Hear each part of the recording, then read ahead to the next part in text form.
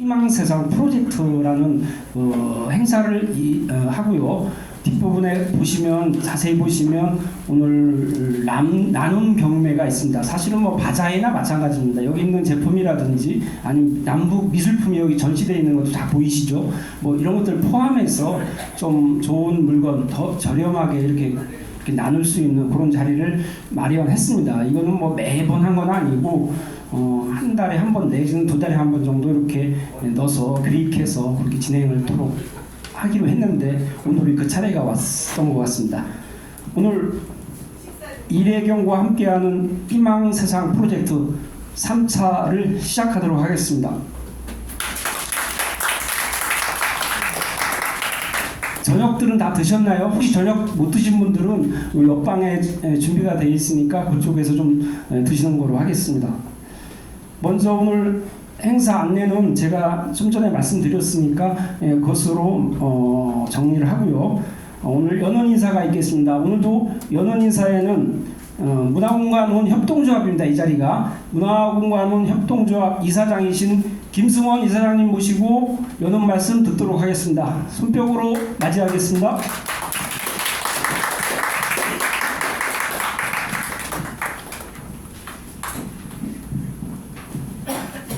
네, 방금 소개받은 이사장 김성원입니다.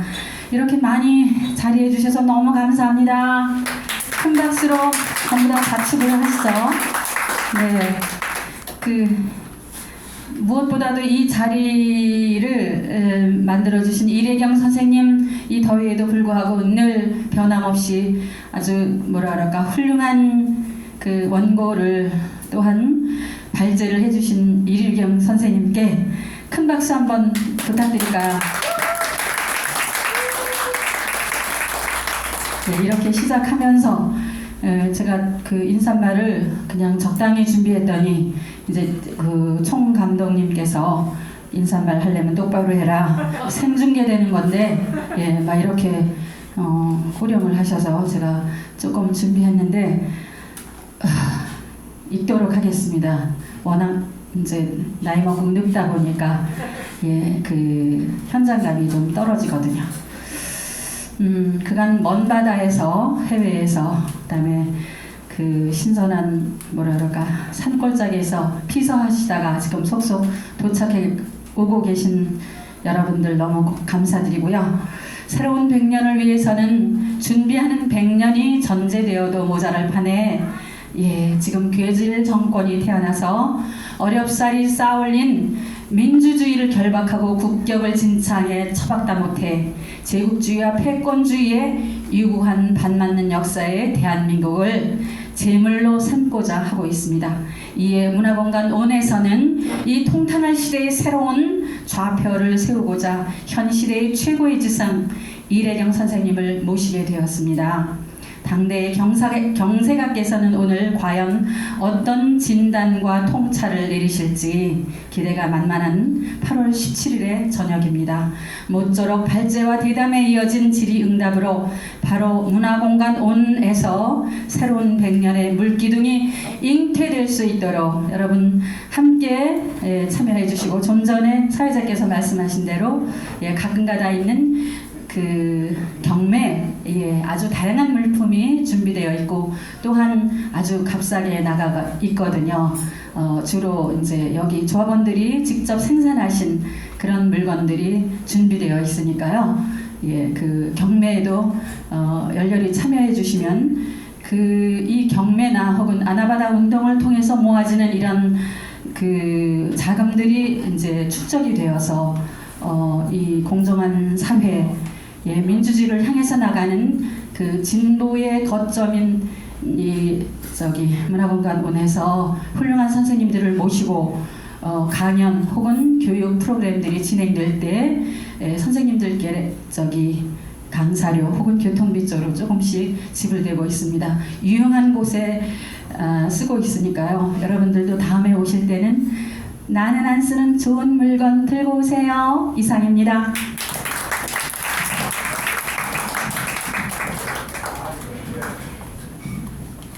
네, 이렇게 해서 연원 인사가 끝났고요. 오늘 본 행사로 들어가겠습니다. 사실은 이게 포럼 행사로 진행되고 있습니다.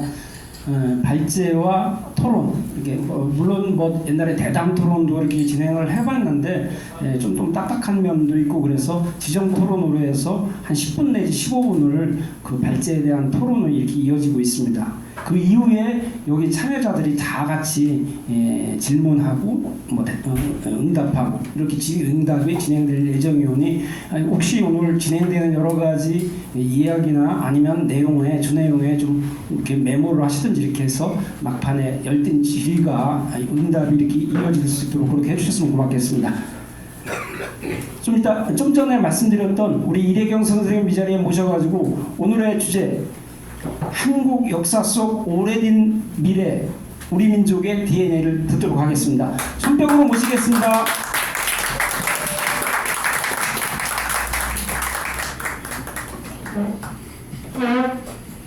예, 함께 해주셔서 고맙습니다. 많은 분들이 좀 마음 급하시게 대한민국 혁신 프로그램 빨리 내놓지 웬 옛날 얘기 같은 걸 자꾸 하느냐. 예, 제가 9월 셋째 주부터 대한민국을 어떻게 혁신하느냐에 대한 정치 체제에 대해서도 한 4-5번, 또 사회경제 프로그램에 대해서도 4-5번, 그래서 아마 한 반년 정도를 진행할 겁니다. 그러나 혁신 프로그램을 들어가기 전에 오늘 다음 9월 첫 주차에는 역시 역사를 한번 살펴보는 시간을 갖도록 하겠습니다. 지난번에도 얘기했지만 윤석열 재가권 내년 4월이면 무력화시킬 수 있죠. 혹시나 몰라서 그래도 2-3년이면 이젠 내임덕이 되죠. 우리가 어떤 민족입니까? 지난번에도 이승만도 날렸고 박정희도 날렸고 다 날렸는데 윤석열 제값 하나 날리는 건 문제가 아니죠. 그런데 정말 어려운 것은 우리 자신이에요. 그 IMF가 왜 왔는지에 대해서도 나중에 제가 사회경제 프로그램에서 얘기를 하겠지만, IMF가 가져온 저기가 대한민국의 정치, 경제, 사회 모두가 소위 미국이 주도하는 신자유주의 혹은 세계 체제에 편입당했다. 그러니까 정치적, 경제적, 사회적 주권을 상실하는 거죠. 또 하나는 그 주권을 상실하는 과정이 뭐냐면 단자적 개인주의, 탐욕적 이기주의, 그야말로 남을 아는 과시적 출세주의, 그 다음에는 난폭한 경쟁의 논리가 우리 사회를 일반적으로 지배하는 시대가 30여 년 지난 거죠. 이것이 우리 사회 전 영역을 무너뜨린 겁니다. 그래서 우리가 설령 윤석열을 물리친다고 해서 그나마 말로만 민주주의 개혁을 얘기하는 정부가 들어선다 하더라도 결국 대한민국의 미래는 1%를 위한 사회, 그 1%를 위해서 알랑대는 10%들이 주물럭떡대는 사회. 그래서 대다수의 국민 90%가 그야말로 빨대 빨려나가는 그런 수탈구조 속에 사는 사회가 지속될 겁니다. 그래서 이런 단자적 개인주의, 탐욕적 이기주의, 과시적 출세주의, 능력주의, 이것을 우리가 극복해내지 않고는 우리의 미래가 안 열리는 거죠. 그런데 우리의 전통에서 보면 이게 이질적인 거거든요. 그래서 오늘은 우리 역사 속에서 우리 민족의 DNA가 뭐냐라는 얘기를 되살펴보면서 그 속에서 우리가 다가올 미래를 준비하고 구상해야 된다는 생각입니다. 당군이 실제로 있었냐 없었냐 얘기할 수도 있지만 북쪽에선 실제 당군을 발견했더니 뭐 탄소 저기로 측정했더니 5천만 년 전이다. 그래서 당군 성명을 어마무시하게 적고요. 또 요즘 무슨 역사라고 그러죠? 홍산 문화라고 해서 그런 것들을 보면 그것이 꼭 지금 이제 고려조 때 만들어졌던 그런 당군 얘기가 정확히 맞는지 안 맞는지 모르겠지만 그 전승은 있었던 것 같아요. 분명한 그런데 이 당군 사상이 저는 뭐 다른 나라의 건국 설화나 얘기를 잘 모릅니다. 몇 개 국가 외에는. 그런데 그 몇 개 국가의 건국 설화에 비하면 우리 조선민족의 당군 건국의 이야기는 참으로 놀라운 거거든요. 우리는 두 가지는 배웠죠. 홍익인간, 우리 초등학교 때부터 배웠잖아요. 그다음 이화 세상 혹은 뭐 제세 이화. 홍익인간은 널리 타인에게 이로운 삶을 산다. 그다음에 제세 이화. 여기서 그 이화가 뭐냐라는 건 논쟁이 있을 수가 있어요. 현대 철학적 개념의 합리적 이성주의를 얘기하는 건 아니겠죠. 여기서 이라는 건 글쎄요. 유학의 개념에서 보면 의로움일 수도 있고, 혹은 뭐 불교적 개념에서 보면 지일 수도 있죠. 그래서 그 제세 유화일 때 이는 저는 그냥 옳음과 지혜로서 세상을 살핀다 이렇게 저는 나름대로 그렇게 해석했어요. 이 두 가지는 우리한테 잘 알려져 있는 얘기들입니다. 근데 세 번째 얘기, 이거는 우리한테 잘 안 알려져 있는 얘기예요. 숨이 균등하다. 놀라운 얘기죠. 지금 윤석열 표현대로 하면 당군은 빨갱이에요. 공산주의자입니다. 우리나라 시조가 공산주의자예요. 숨이 균등. 앞선 자와 뒤선 자를 균등하게 한다. 그 균등의 개념이 뭔지는 좀 더 들여다봐야 되겠죠.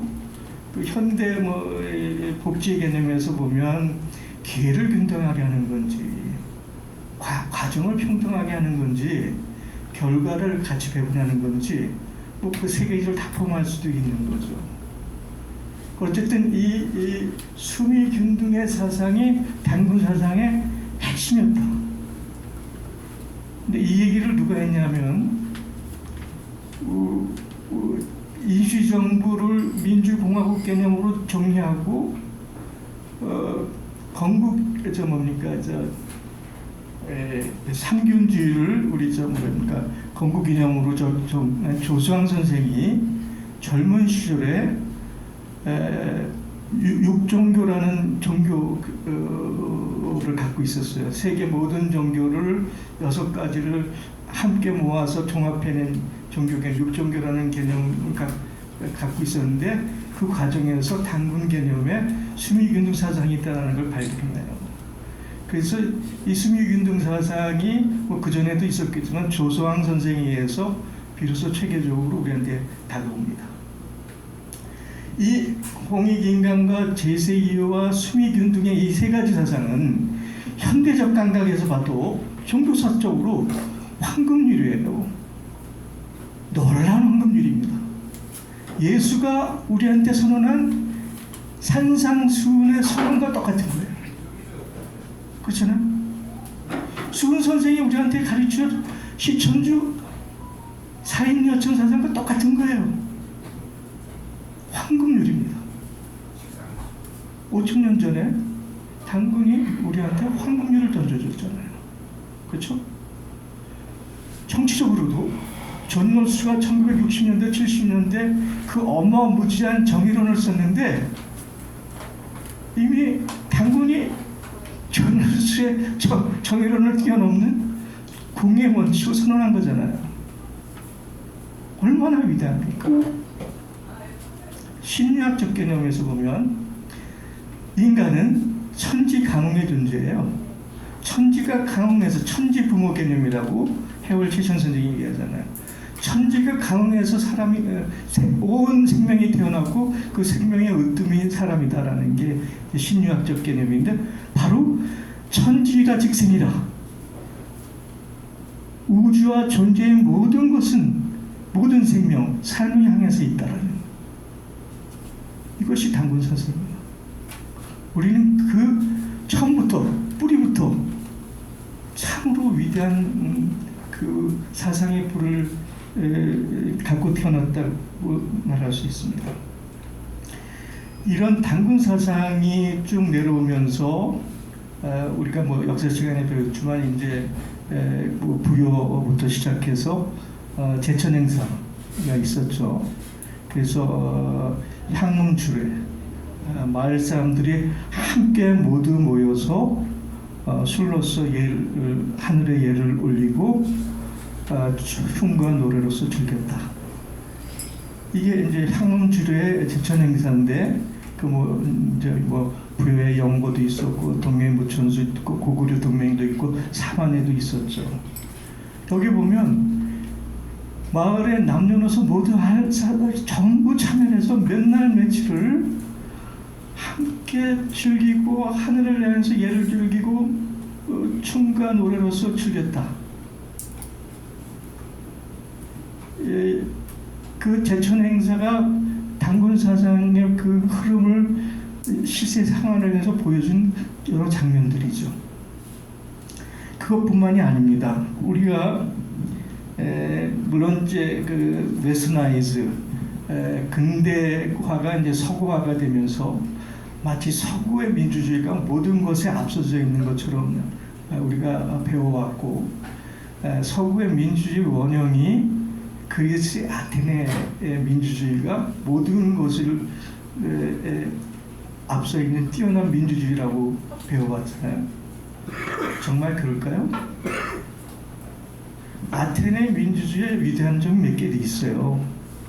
그래서 평해라는 것을 추첨으로 만들어서 시민들이 추첨으로 만들어서 뽑히면 1년 동안 평해에서 봉사하는 거. 대단한 추첨식 민주주의. 지금도 우리가 반드시 배워야 될 방식이죠.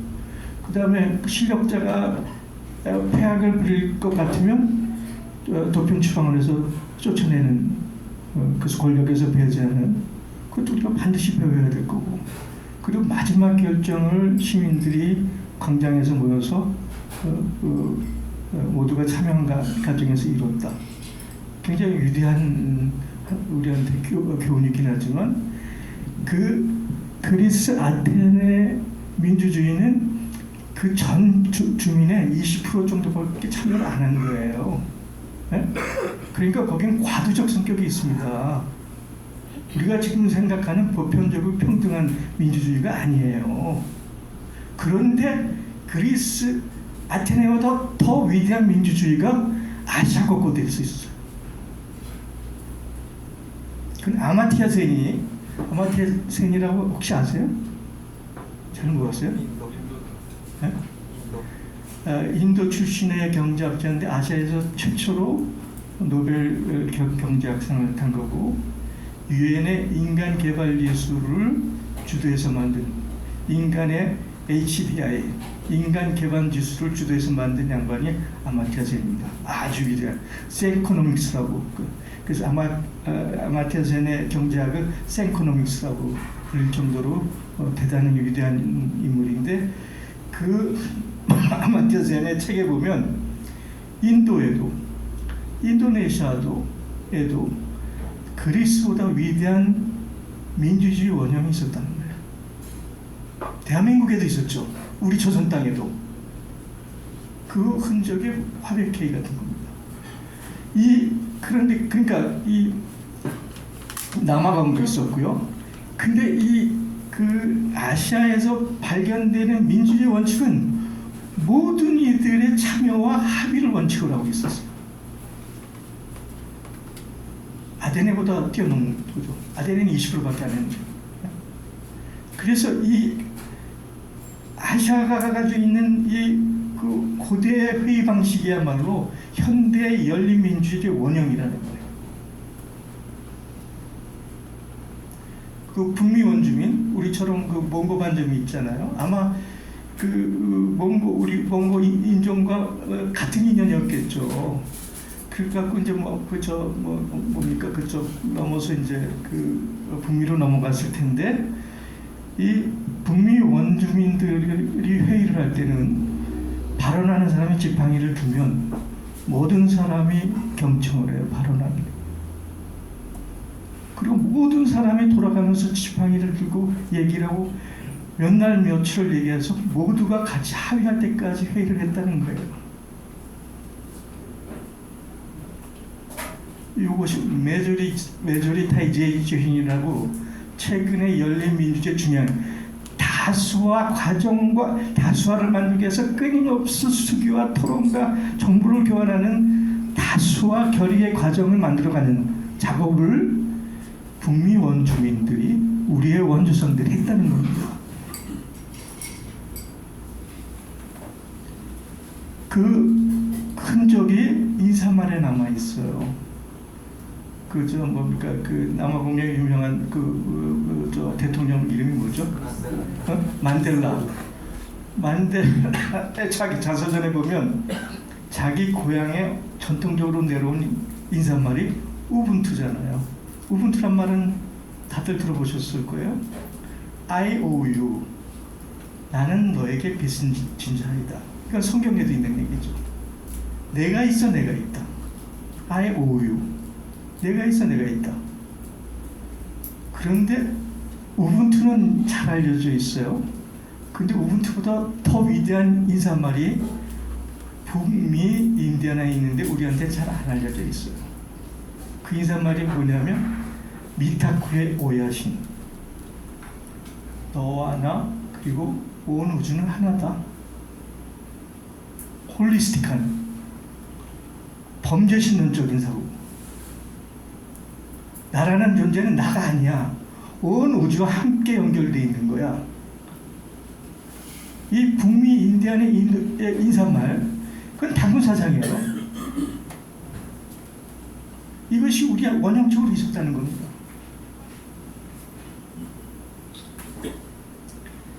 조금 더 시대가 내려와서 이제 신라 시대로 들어오면 우리가 잘 알고 있는 그 최치원 지난번에 우리 동학 얘기할 때 최치원 얘기했지만 이제 그 수능의 아주 먼 직계 조상이 최치원이잖아요.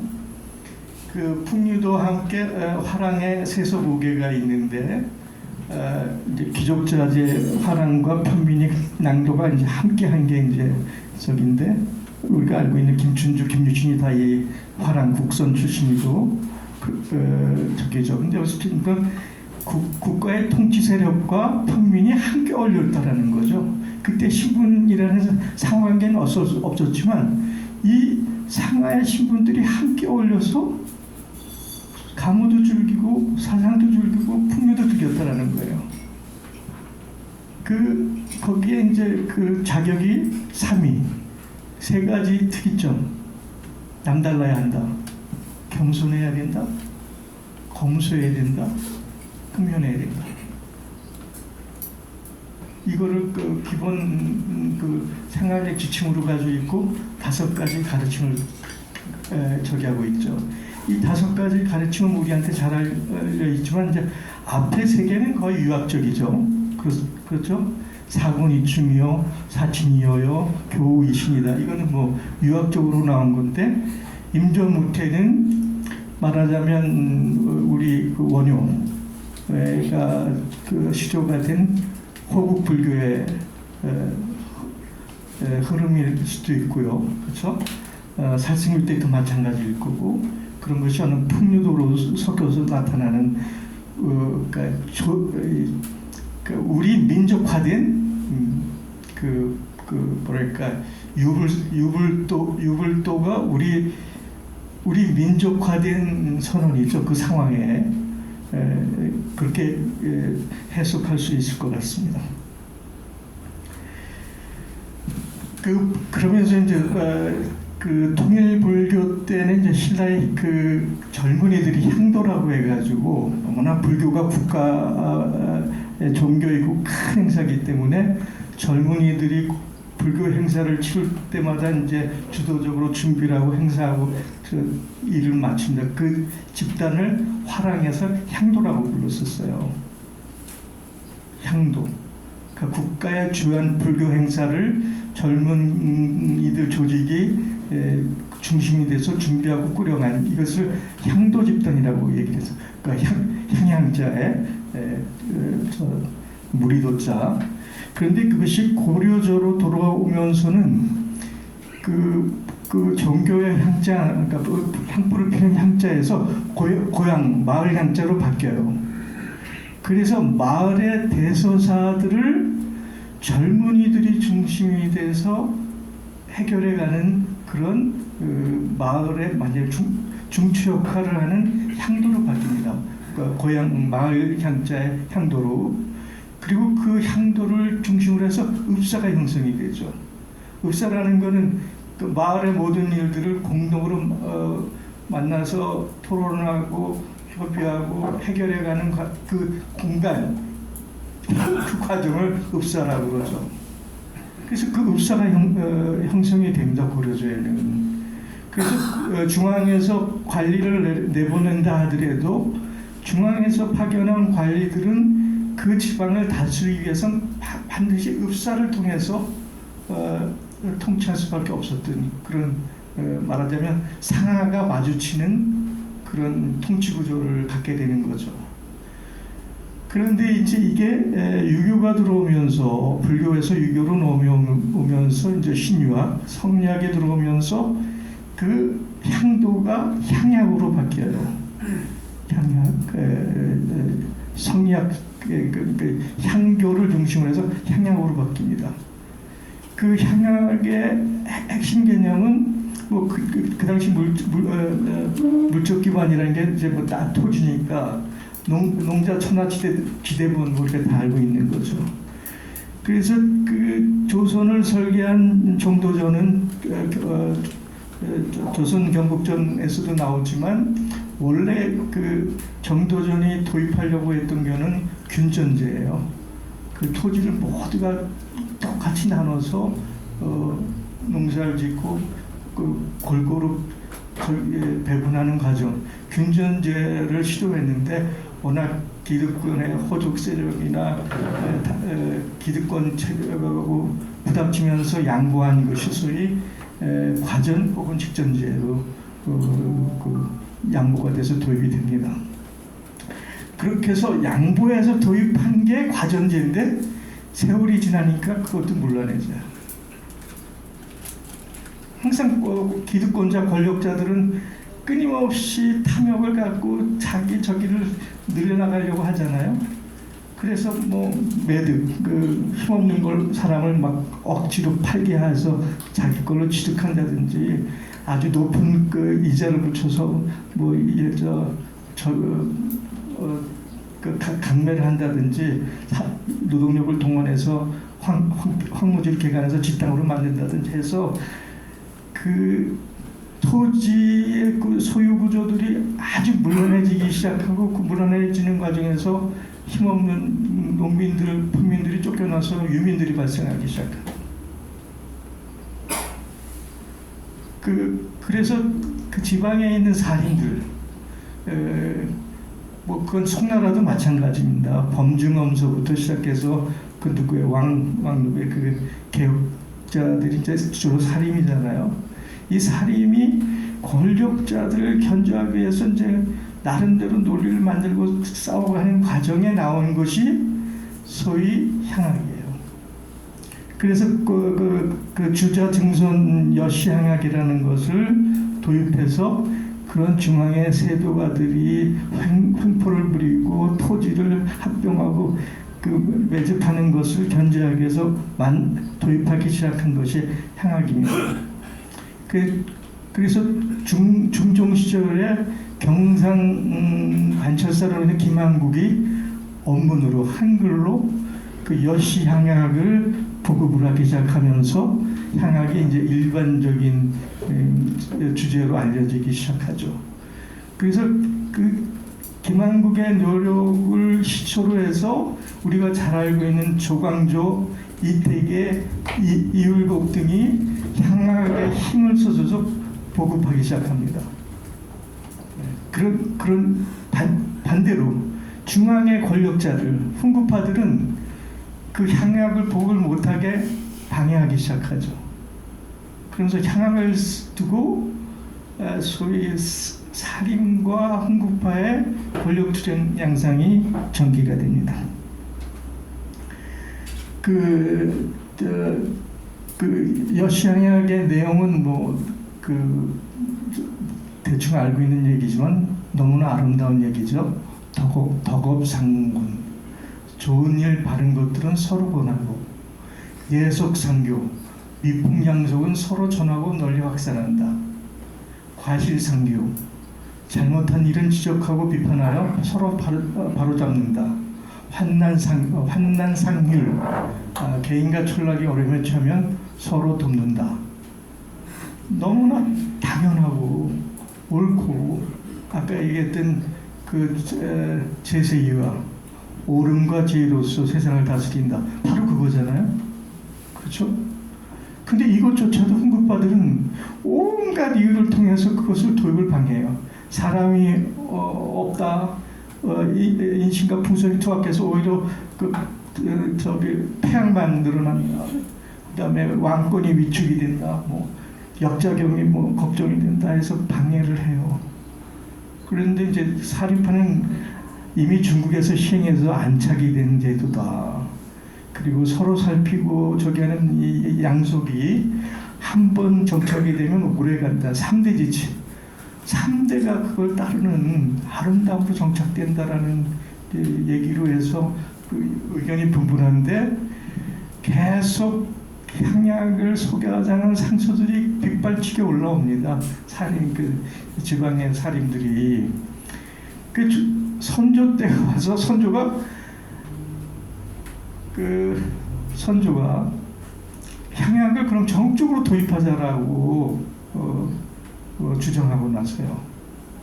근데 놀랍게도 그때 모순적인 얘기죠. 이율곡이 그거를 제지하고 나서요. 지금은 너무 이릅니다. 향약을 도입하기에는 신중하게 시행하셔야 된다고 선조가 향약을 도입하는 것을 오히려 못하게 방해를 해요. 이게 재밌는 겁니다. 선조라는 인물됨이 향약은 지역의 주민이, 지역의 향민이 자발적으로 서로 상부상조하면서 스스로가 깨달아가면서 커야 되는데, 왕권을 강화하기 위해서 또는 이게 잘못하면 훈구 세력의 자기 권력 수단화가 돼서 변질되든 아주 악용될 가능성이 있는 거죠. 이거를 율곡이 걱정한 거예요. 그래서 선조의 왕됨, 인간됨이 잘못하면 큰일 나겠구나. 그래서 향약의 복을 오히려 방해를 해요. 본인이 말하자면 파주 향약이니 청주의 서원 향약이니 스스로 도입했음에도 불구하고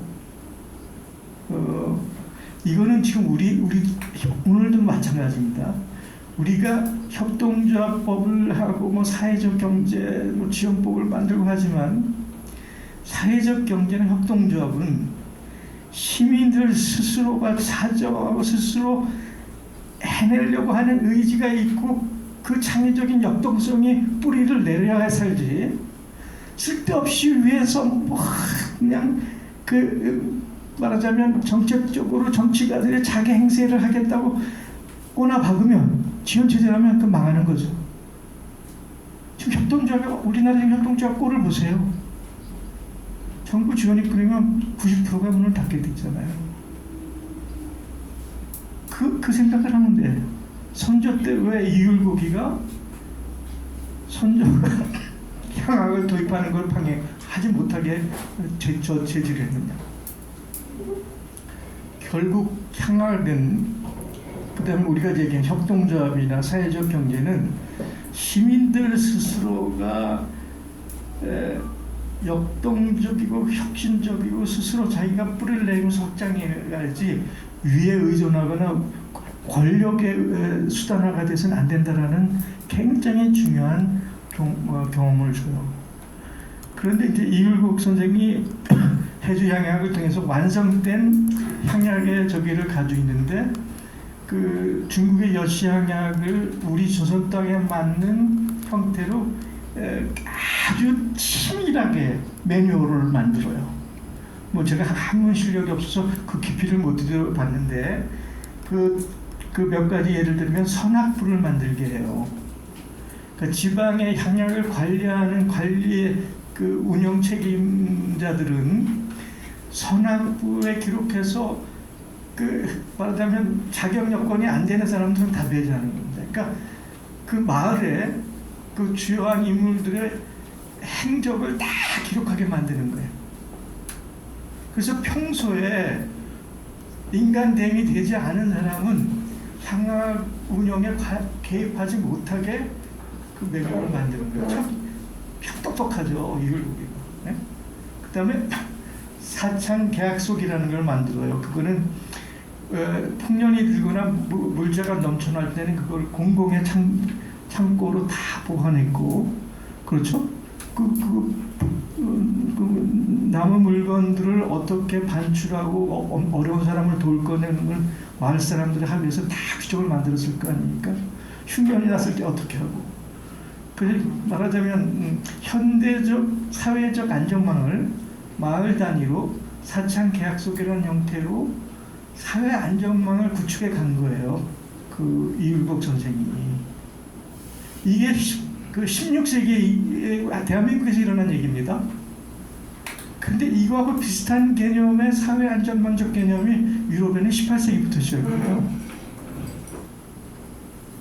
그러니까 사회 안전망 개념에서 보면 우리가 무슨 금속 활자가 구텐베르크보다 200년 앞섰다고, 사회 안전망적 개념도 이율곡이 만든 해주 향약에 기초하면 서양보다 200년 앞섰어요. 근데 이런 얘기를 잘 안 해. 사회 안전망 개념도 대한민국이 서유럽보다 200년 앞섰습니다. 그래서 그 향악은 사회 안정, 백성들의 자발적 자치, 성략적 규범가치 제고, 상부 상조 향청 경제, 개인과 공동 간의 관계성의 강화, 이런 것을 오브젝트 하나의 목표를 향해서 추진되어 왔는데, 임시전환이 터지면서 중앙정부가 무력해지고 실제로 이시조선에 전기가 와야 된 거죠. 그러면서 전국적으로 시행이 되지 못하고 그 부분적으로 시행이 되면서 전국화되지 못한 아쉬움을 갖게 됩니다. 그때 나타나는 것이 이제 두레라는 게 있죠. 뭐 두레도 결국 그 뿌리를 보면은 아까 얘기했던 향가무의 전통성에서 부활한 건데, 이제 그 이양법이 발달해서 이제 모내기를 하고 다시 그걸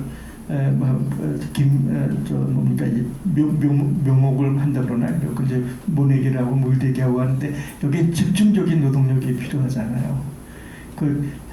그래서 노동의 공동협업이라는 자기 필요가 형성되면서 그것이 우리 나름대로 두레라는 형태로 나타나는 겁니다. 그래서 모내기, 풀대기, 김매기, 벼매기, 타작 등 전과정이 도입이 되는데, 뭐 역사책을 보면 마을의 성년 남자들만 모두 참여했다고 그랬는데 남자들만 참여한 게 아니에요. 남녀 모두가 참여했죠. 여성들은 놀았나요? 그 남성들이 노동에 참여할 수 있는 그 환경과 여건과 뭐 창도 되고 뭐 먹을 것 되고 그 환경과 조건들은 여성들이 다 마련한 거잖아요. 그러니까 남녀 모두가 참여해서 시작한 거예요. 전 마을민들이 다 참여해서 시작한 거죠. 그래서 공동경작하고 그 공동경에서 나온 그 수확물들을 노력한 대가만큼 비례해서 배분하고, 이게 얼마나 원칙적이에요. 그게 소위 견등사상이죠. 그리고 거기서 끝나는 게 아니라 같이 즐기는 거죠. 공동의 민나, 함께 즐기는 문화가 생기기, 여기에서 우리가 농악에 출연하고 각종 마을놀이 행사들이 두레를 통해서 형성이 되었던 거예요. 이게 우리 둘의죠.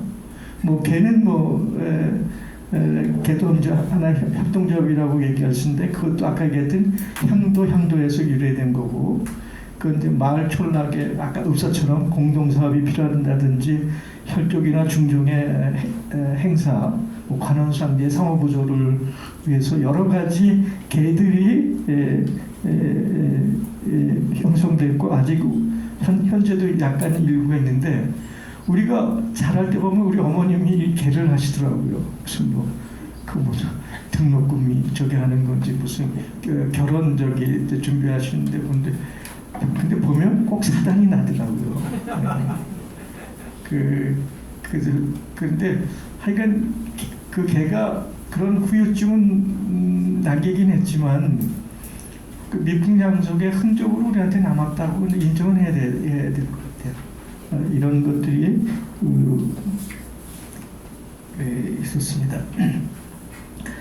또 하나 우리가 이제 그 윤리경영위원이 경제민주화 얘기를 하면서 기업의 윤리경영과 사회적 책임 EGS, 요즘 엔바이러먼탈이 굉장히 중요하잖아요. 그다음 사회기여라든지 가버넌스라든지, 그래서 EGS가 굉장히 중요한데 그 EGS 개념이 현대 기업에서 보편화돼서 얘기가 나온 게 1980년, 1990년대예요. 그죠? 그런데 경주최 씨는 아까 수은하고도 또 관계가 되는데, 수은의 7대조가 최진립 장군이잖아요. 최진립 장군의 큰 댁이 경주최 씨고, 작은 댁이 내려와서 저기 최우 근한공이 돼서 수은의 아버지거든요. 그러니까 수은 선생의 큰 댁이 경주최 씨예요. 그 경주최 씨가 그 자기네들의 부를 관리하는 기법의 6가지를 얘기해요. 권력을 탐하지 마라. 그러니까 다시 말하면 금권 민주주의 하지 마라. 이거 그러니까 돈으로 권력을 살려고 하지 마라. 지금 미국은 완전히 돈이 부가 정치를 지배하는 자리잖아요. 그렇죠? 전 세계 민주주의라고 하는 태반이 플루토크라스입니다. 재력이 정치 권력을 장악하고 있죠. 상생의 이윤을 추구해라.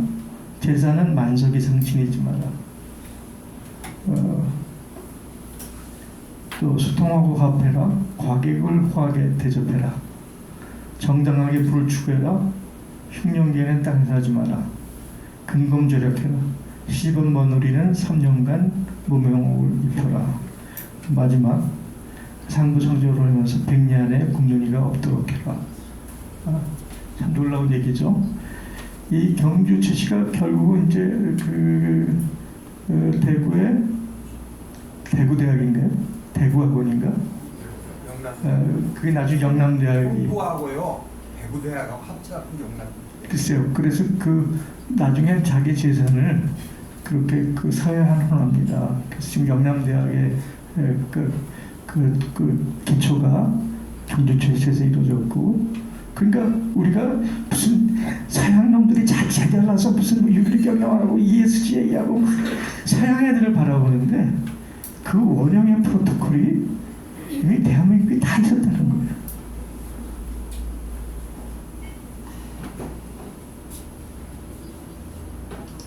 여기서 참조적으로 시간이 없는 서구의 복지 시스템 역사, 이건 나중에 이제 제가 얘기했지만 우리나라 혁신 시스템에서 사회경제 내용을 다룰 때 조금 더 디테일하게 얘기를 할 텐데 오늘은 맛배기로만 넘어가겠습니다. 유럽의 중세에 있어서 복지의 센터는 수도원이었어요.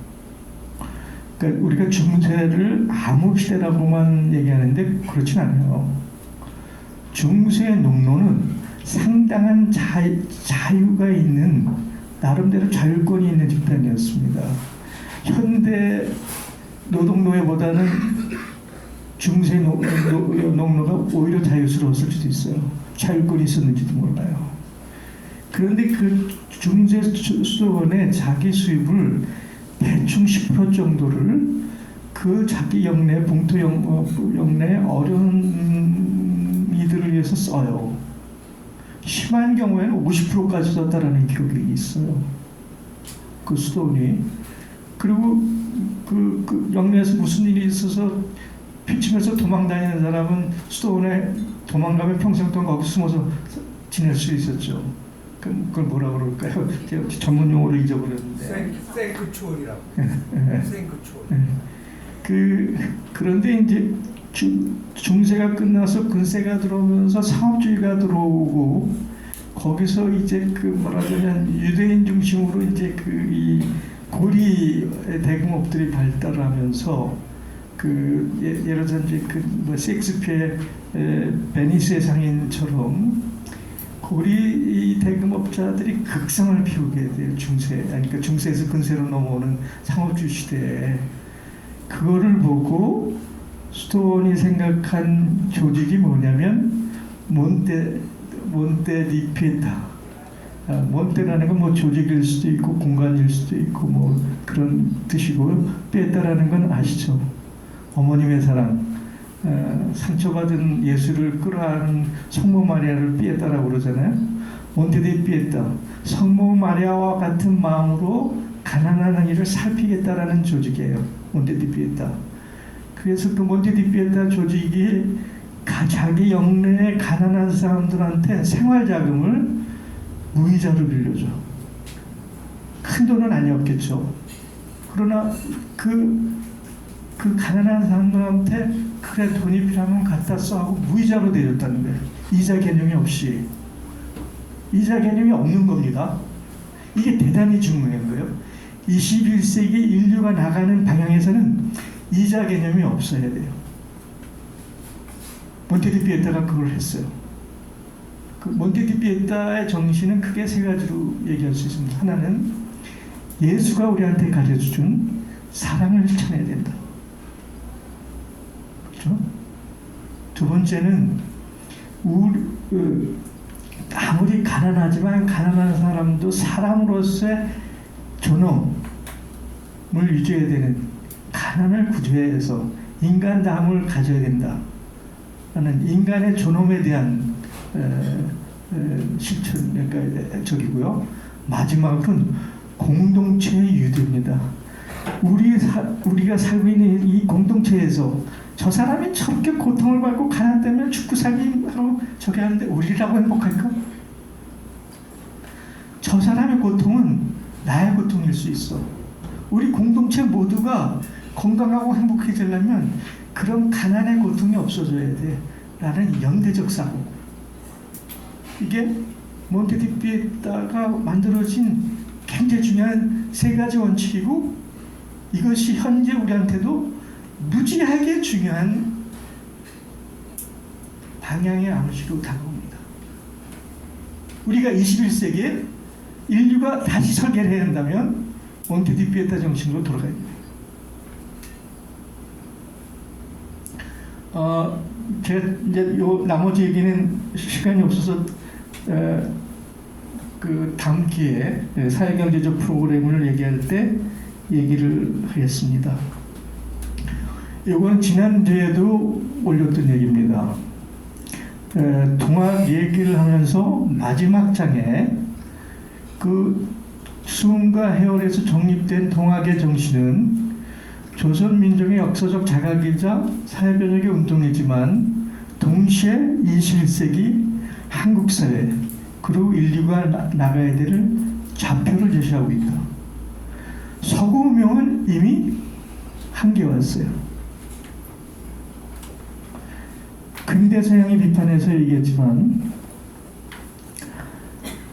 그 지난 서양의 역사, 근대사는 자유주의 역사라고 얘기할 수 있어요. 서양의 자유주의 역사가 우리를 물적 기반을 이만큼 높은 산업적 수준에 끌고 왔죠. 그런데 그 이전에보다 물적 기반이 뭐 50배, 100배 이상 향상이 됐음에도 불구하고 그러면 우리 인류가 행복해졌을까요? 가난이 없어졌을까요? 고통이 없어졌을까요? 아니죠. 더 심해진 거예요. 이게 뭐지? 이게 서양 문명의 명백한 자기한계예요. 그것뿐입니까? 지금 우리가 지금 고통받고 있는 이 지구 환경, 생태 문제. 생태 문제의 원인이 바로 이거죠. 소금융이죠.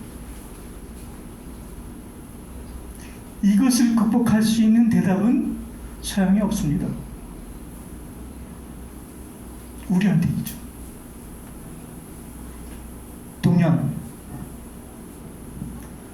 동학에 있는 겁니다.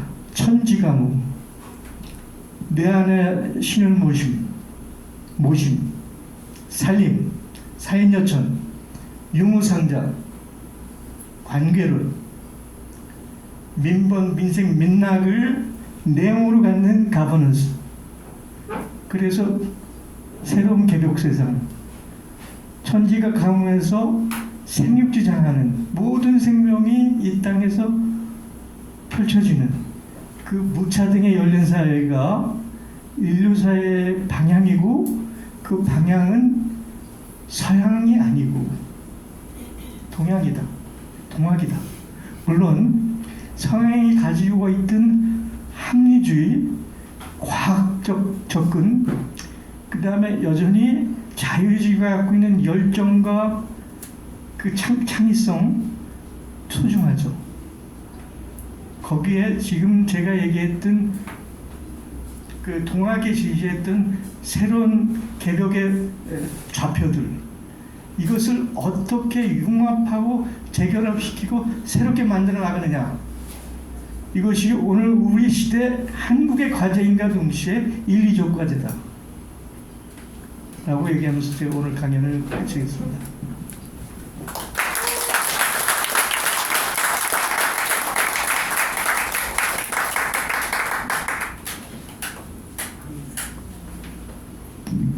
한 40분 정도 열강을 해주셨습니다. 다시 한번 손뼉을 부탁드리겠습니다.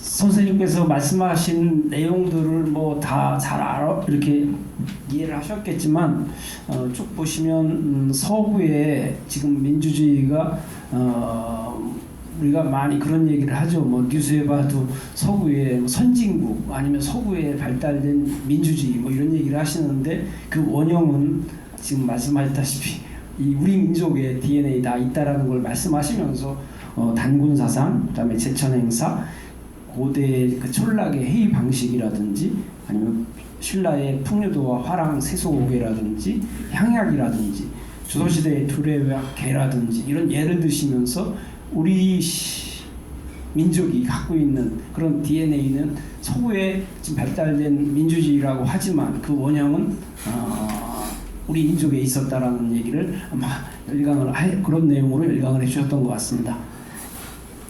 오늘 발제를 해주신 이런 내용들을 우리가 한번 토론자를 모시고서 이 토론, 지금 제가 말씀드렸던 여기 정리를 했지만 이런 부분에 대해서 한번 토론자의 의견을 들어보도록 하겠습니다.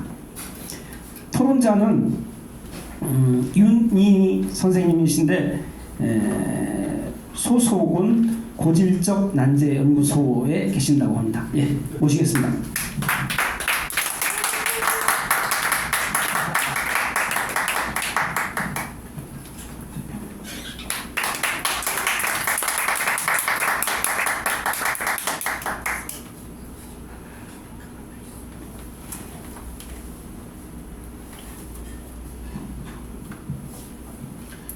제가 말 주변이 없어가지고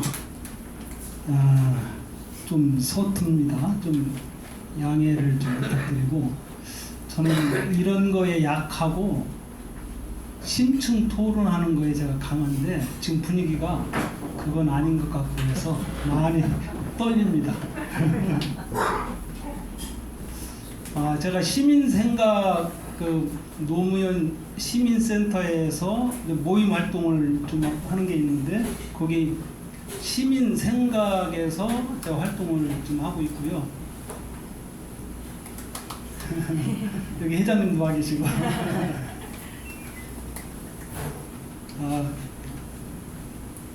고질적 난제 연구소를 제가 좀 하고 있는데 간단하게 좀 소개를 좀 드리겠습니다.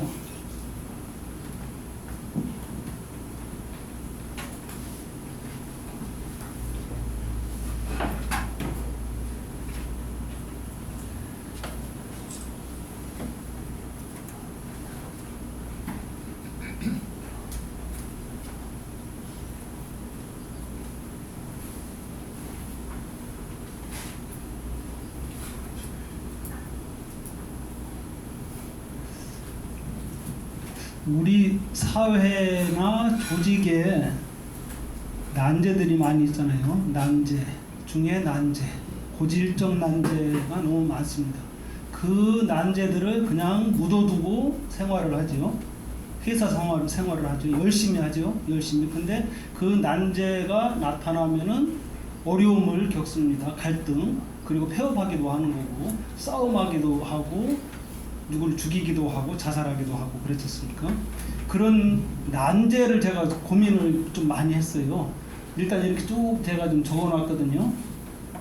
요 난제 요거하고 아까 일행 외녀님이 좀 강의하신 과실상교, 저는 과실상교가 참 마음에 들어요. 과실상교. 서로의 과실을 서로 지적해줘서 잘되게 하자. 저는 그게 너무 좋거든요. 근데 이거에 대해서 너무 사람들이 금기시라고 하나? 너무 부정적이에요. 그러면 안 된다. 안 된다. 안 된다. 저는 긍정으로 보거든요. 그거를 받아들였을 때 자기 발전뿐만 아니라 그 사람, 주변 사람, 회사 다 발전이 되는 거에 대해서 저는 확신을 하고 있습니다. 저는 오히려 과실상교에 대해서 저를 지적해 준 분에 대해서 저는 고맙게 생각을 하고 오히려 밥을 사고 술을 삽니다. 근데 사람들은 정반대죠. 그래서 여기 나이가 자연스레 경쟁력이 되게 하는 삶, 요거 저는 어느 정도 좀 자신하거든요. 건방진 표현이지만은 가능하거든요. 자기를 낮추면서 지적을 받고 자기를 성장시키고 다른 사람한테, 아까 홍익인가 말씀하셨는데 다른 사람한테도 공헌하는 삶을 산다면은 젊은이들이 아무리 열심히 해도 젊은이들 못하는 게 있거든요. 그거를 나이 먹어가면서 충분히 저는 가능하다고 보거든요.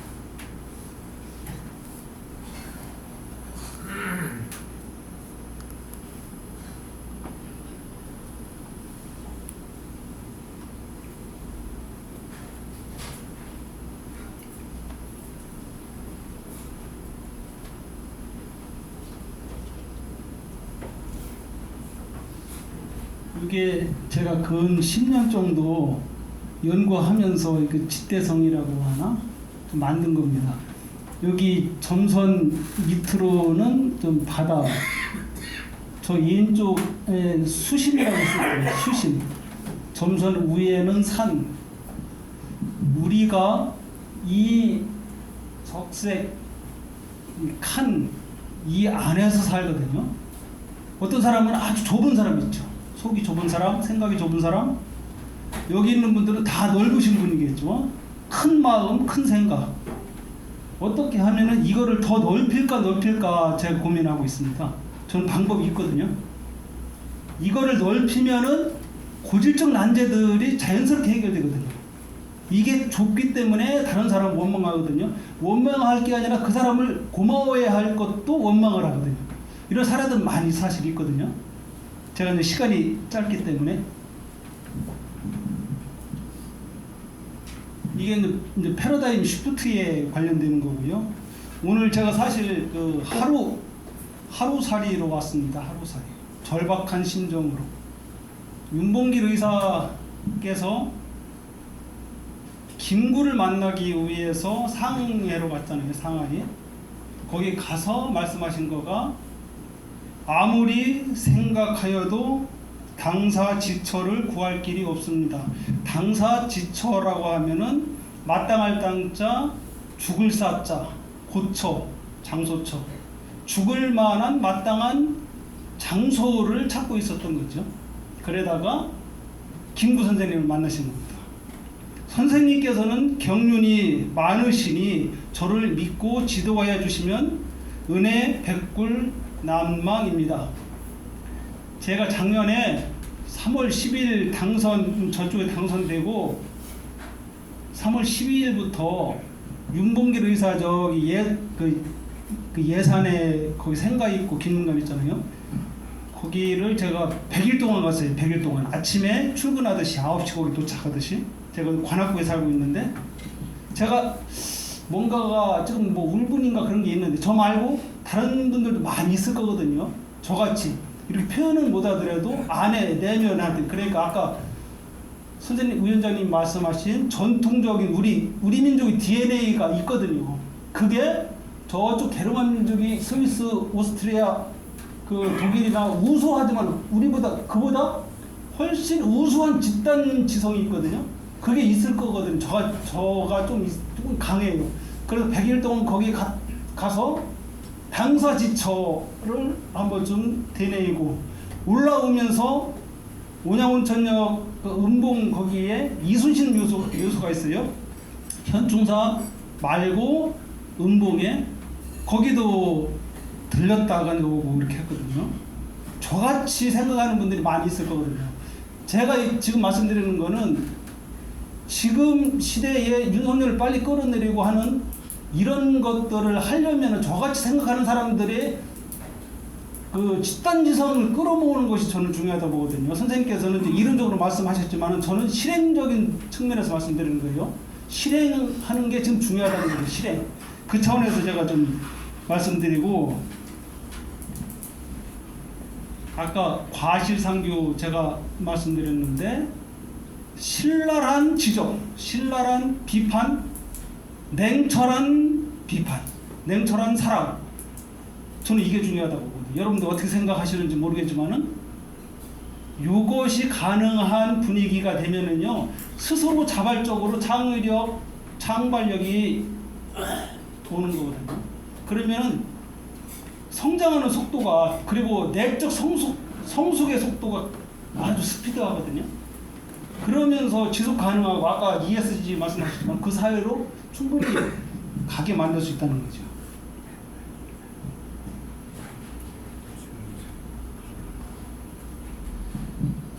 존경 없는 그 이래경 위원장님을 우리가 저는 이렇게 생각을 합니다.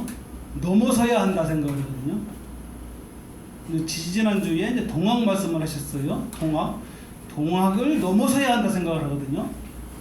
제가 충무공 이순신을 매우 존경하는데 이순신을 넘어서야 한다 생각을 하거든요. 세종, 제가 여기 오기 전에도 광화문에 그 이순신 동상, 세종 동상에 좀 거기 갔다 왔거든요.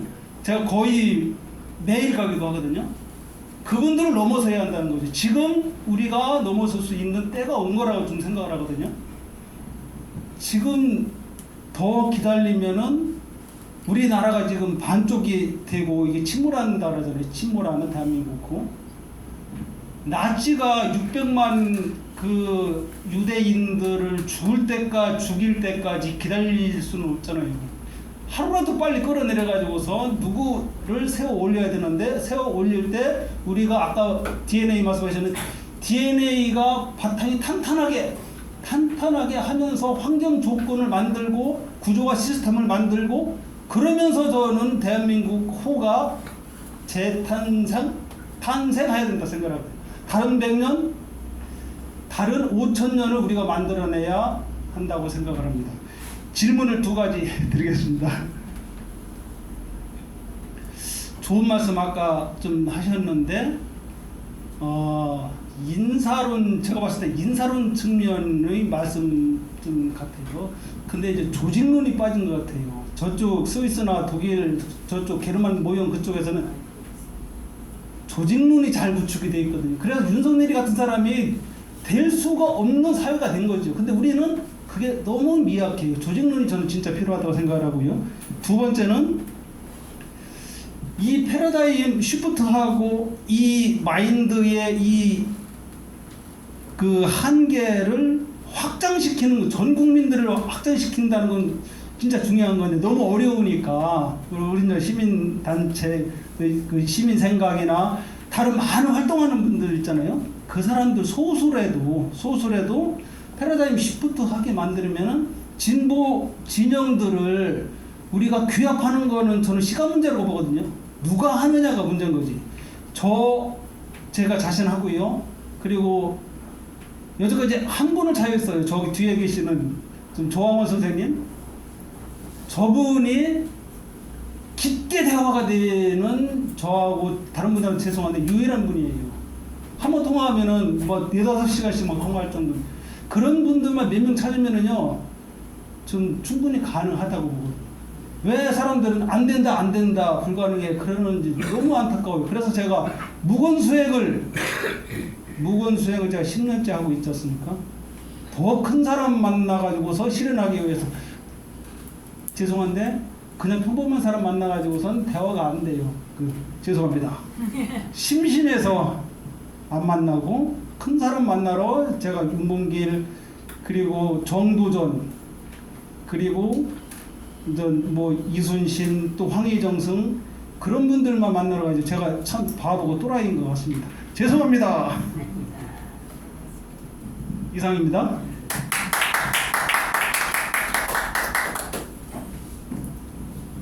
아니 여기 좀 잠깐 앉아서 같이 아마 아까 질문을 여기 이사장님한테 하신 것 같아요. 뭐 조직론적 뭐 부족 여기 지금 아마 이렇게 강의하신 내용에 대해서 조직론적으로 좀 부족한 것 같다라고 이렇게 얘기를 하신 거죠. 예, 그거에 대해서 좀 이대영 선생님 답변을 좀 잠깐 질문을 그렇게 하셔서 부탁드리겠습니다.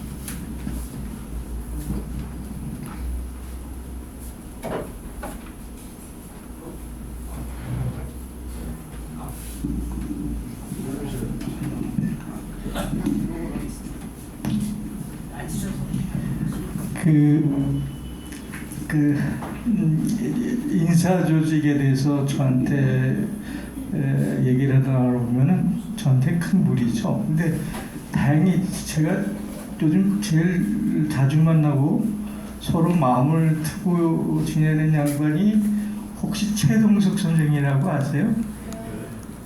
우리 최동석 선생하고 나하고 만난 지가 한 3-4년 되는데 3번 만나고 서로 사랑에 빠졌었어요. 근데 그 최동석 선생은 인사조직의 귀재예요. 대한민국의 최고의 인사조직 이론가죠. 이 양반이 성대 행정학과를 다녔던가요? 야간 다녔던가? 그러니까 좀 열심히 해서 한국은행에 들어가서 인사부를 다녔다가 자기 한계를 느끼고 독일의 기센 대학에 가서 거의 10년 동안을 독일이 중심이 된 인사조직 공부를 말하자면 스님이 면복 수행을 하듯이 독일의 인사조직을 면복 수행하듯이 수업을 한 양반이야. 그래갖고 독일의 인사조직의 기초를 누가 세운 그 인식론을 쓴 칸트의 철학의 베버, 합리주의를 쓴 베버가 그 조직적으로 완성을 했죠. 이 두 사람의 철학을 중심으로 인사조직론을 자기 나름대로 완성시키는 거예요. 최동석 씨가 그래서 저는 인사조직론을 저한테 얘기하지 말고 필요하면 언제 최동석 씨를 불러다가 강연을 들으면 된다고 생각합니다. 그런데 이제 인사조직은 한 기업의 문제일 수도 있고 혹은 행정조직의 문제일 수도 있고 그러나 한 나라로 볼 때 인사조직의 가장 중요한 것은 정치체제를 어떻게 갖추느냐. 정치체제의 내용을 어떻게 갖추느냐가 인사조직을 넘어선 가장 가장 중요한 문제라고 생각하고요. 아까도 얘기했지만 제가 9월 세 번째 주부터 대한민국 혁신 과제에 대해서 정치 문제를 얘기할 텐데, 대한민국 정치 과제는 근본적으로 시민 주권 시대를 실현하는 거다. 그렇죠? 그러면 지금 우리 정치적 현실, 이 개판의 정치적 현실, 이 개판의 현실적 조건에서 우리가 지향하는 시민 주권적 정치 체제로 가는 경로를 어떻게 설계할까? 그것이 옳다, 뭐 그걸 하고 얘기하면 누구든지 할 수 있어요. 그렇죠?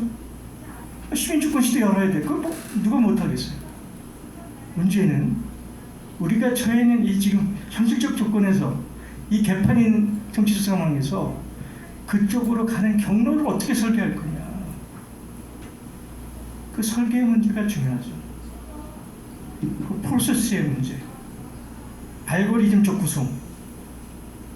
거기에 아까 얘기했던 최동석에는 업무 분장적 합리성, 업무 성취적 열정, 그 평가에 대한 성과주의, 그것이 꼬리를 물고 이루어지는 다양한 형태의 팩터들을 구성하는 거, 그거 중요하죠. 그러나 그런 것들이 과정적으로 알고리즘적으로 어떻게 우리가 그것을 설계해내고 동의해내고 투쟁하고 하나씩 쟁취해 나가느냐, 이것이 정치 문제에 있어서, 정치 개혁에 있어서 인사 조직의 핵심이라고 생각합니다. 네. 뭐 답변이 되셨는지 모르겠는데 이 정도로 듣고 다음으로 진행하겠습니다. 시간상으로 봤을 때 지금 우리가 초반에 시작을 한 10분 내지 15분 늦게 시작했기 때문에 지금 딱 정확하게 맞는 것 같습니다. 이제 이후부터는 지금 여기에 지금 라운드에 계시는 분들이 질문하고 주로 이제 이래경 선생님한테 질문을 많이 하시겠지만 거기 질문을 지명해서 하실 때 자기 성함 좀 말씀해 주시면서 질문해 주셨으면 좋겠습니다. 네, 질문 받겠습니다. 오늘 강의 내용 위주로 질문이 있었으면 좋겠습니다.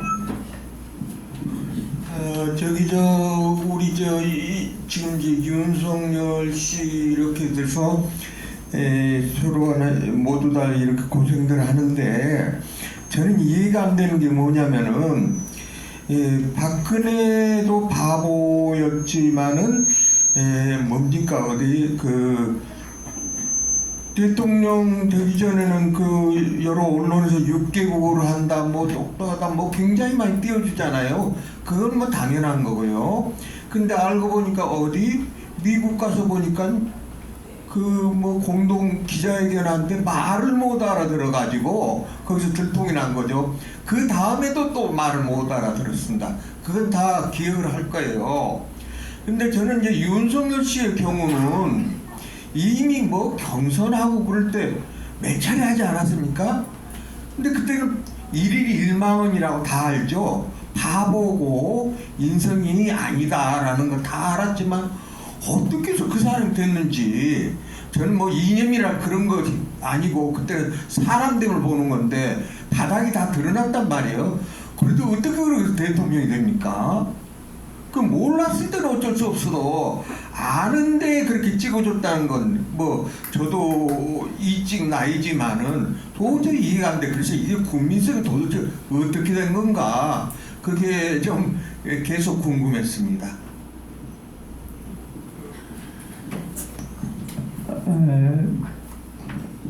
저보고 그것에 대해서 제 의견을 얘기해 주십사는 얘기인가요? 아까 DNA 그런 얘기가 나왔기 때문에 오늘 얘기의 주제죠. 순 선생도 구한말에 10년을 조선 빨도를 도다니면서 탄식을 하죠. 조선의 백성들이 그렇게 살기가 어렵고 힘든데 각자 의심한다. 각자 의심한다. 자기 살기 바빠서 자기 외에 아무 남을 생각하지 않는다. 유식한 말로 트라우마라이즈드. 자기 삶의 고통 속에서 트라우마를 갖고 있는 게 다. 우리 지금 삶의 모습이 모두가 지난 30년 동안에 트라우마를 안아요. 가정사부터, 주위서부터, 사회에서부터, 직장에서부터 트라우마를 안고 있어서 남을 배려하는 그 우리 역사의 DNA를 다 잊어버린 거예요. 그렇죠? 그런데 정치인들 얘기로 들어가면 정치라는 거는 그죠? 시대의 정신을 읽고 미래의 비전을 만들어가는 겁니다. 그렇죠? 시대의 정신을 읽지 않고 정치를 한다는 거는 정치를 자기 과시, 명예, 꿀단지로 생각하는 못된 놈들이죠. 그런 친구들은 정치하면 안 되는 거예요. 지금 우리나라 정치 90%가 그런 거잖아요. 꿀단지로 생각하는 거예요, 정치를. 정치는 그 시대, 그 국가가 필요로 하는 시대적 과제를 어떻게 읽어내느냐가 정치이고, 그 위에서 미래 비전을 만들어야죠. 그런데 뭐 옛날부터 한나라당, 새누리당, 국민의힘 얘기할 언급에조차 할 가치도 없고, 도대체 민주당이라는 작자들은 뭐 하고 있는 거예요? 네? 계속 대한민국 도돌이표에서 과거로 역주행시켰죠. 대통령이라는 자가 도대체 뭐 한 겁니까? 더 심하게 얘기하면 문재인은 이재명이가 대통령이 되는 게 두려웠어요. 방해를 했습니다. 정확히 얘기하자면. 왜 그런지 모르겠어요. 개인적 이식적 문제인지 집단의 문제인지 모르겠어요. 그걸 최동석이가 정확히 표현합니다. 자기 환영적 우월주의. 근데 그게 문재인 혼자인가요? 대부분 우리 정치인이 그랬어요. 언론이 그랬어요. 밸류가 그랬습니다. 그게 우리들 자신의 모습이었어요. 그러니까 윤석열을 탄생시킨 거는 물론 물 건너 형님이 있죠. 제가 여러 번 얘기했습니다. 미 정보기관이 정확히 개입을 해서 윤석열을 집어서 대통령 나가도록 강요를 했죠. 그리고 그것이 프롬펜 선언을 통해서 내일 모레 데이비드 한미일 정상회담의 결과물로 나올 겁니다. 있죠. 기존의 기득권 세력, 관료 체제들 결집해서 만들었죠. 기존의 레가시 언론들이 윤석열 만들었죠. 그런데 오늘도 얘기했지만 그거 위에 윤석열이한테 기회를 준 건 우리다. 각자 이심에 단자적 개인주의, 탐욕주의, 능력주의, 그런 것이 우리들한테 닫혀있어 우리 스스로 우리 미래의 자기 비전을 만들어내지 못한 거예요. 그래서 우리가 다시 정치 가버넌스를 만들고 거기에 내용을 담을 때는 그런 우리 시대 정신을 다시 되살리고 희망의 근거를 만들고 미래의 비전을 담아내야 된다. 그것이 제가 앞으로 계속 한 10번에 걸쳐서 얘기하고자 하는 내용입니다. 네. 또 다른 질문자 받겠습니다. 예. 저 먼저 드셨어요. 예. 제가 조아원인데요. 질문을 안 할 수가 없어. 질문을 제가 컨디션이 좀 좋지가 않고 그래가지고 일찍 좀 가려고 그랬었는데 우리 이내경 선생님 말씀을 듣고 조금은 더 있어야 되겠다 이래서 이제 좀 있는데, 그러다 보니까 조금 좀 컨디션이 조금 철만해져 있습니다. 그래서 좀 질문을 드리고 싶은데, 다른 100년이라는 관련해서 조금 제가 말씀도 듣고 또 인터넷에서도 보고 그랬는데, 저가 절실히 이렇게 최근에 더 느끼게 된 게 뭐냐면은 다른 100년이 아니라 이전 100년, 이전 100년에 대해서 좀 질문을 하고 싶은 그런 생각이 있습니다. 그것이 다른 100년하고 연결이 되기 때문에 이전 100년은 1900년대에서부터 대충 그러니까 그런 정도로 해서 일제 치하 또는 그 이전으로 하면 100년이 아니라 한 200년, 150년 그러니까 조선 말기 혼란 시기라고 그럴 거예요. 또한 조금 더 올라가면은 일본의 개화기라고 그럴까요? 근대화 일본에 그때로부터 한국이 우리나라가 뭐라고 그럴까 극도의 우리를 상실을 할 수밖에 없는 식의 외부적 압력, 다양한 형태의 물질주의 또는 정신 문제 등 여러 가지. 그러니까 뭐냐면 일본 제국주의나 그 이전에 우리나라의 제국지 전에 그때에 가지는 여러 가지 내용이 상당한 심각한 문제가 있어가지고 제가 보기에는 다른 100년을 만들지 않고는 다른 100년을 위해서 우리가 뭐라고 그럴까요? 희생이라고 좀 뭐하지만 하여튼 모든 것을 쏟아 부어야 되겠다는 이런 입장에서의 이제 그 생각으로 다른 100년을 저는 생각을 해보면서 근데 우리가 너무 그 이전에 100년 아니면 150년에 대해서 저는 무감각한 거 아닌가 이 생각. 무감각하다는 게 뭐냐면 왜 무감각하냐면 우리는 너무 비판적 의식이 아니라고 그럴까요? 아니면은 판단력이라고 그럴까? 이런 거에 부정적인 요소에 빠져 있다. 모두가 지식인으로부터 더욱 그렇다. 지식인들이 그 이유가 뭐냐면 인지능력 지금 현대 사회의 국내가 다 너무 많은 걸 알고 너무 많은 정보를 갖고 있고 이래가지고 오히려 그게 순기능을 하는 게 아니라 역기능을 해서 혼란 사회로 가게 이렇게 그래서 많은 망조로 들어간다고 그럴까요?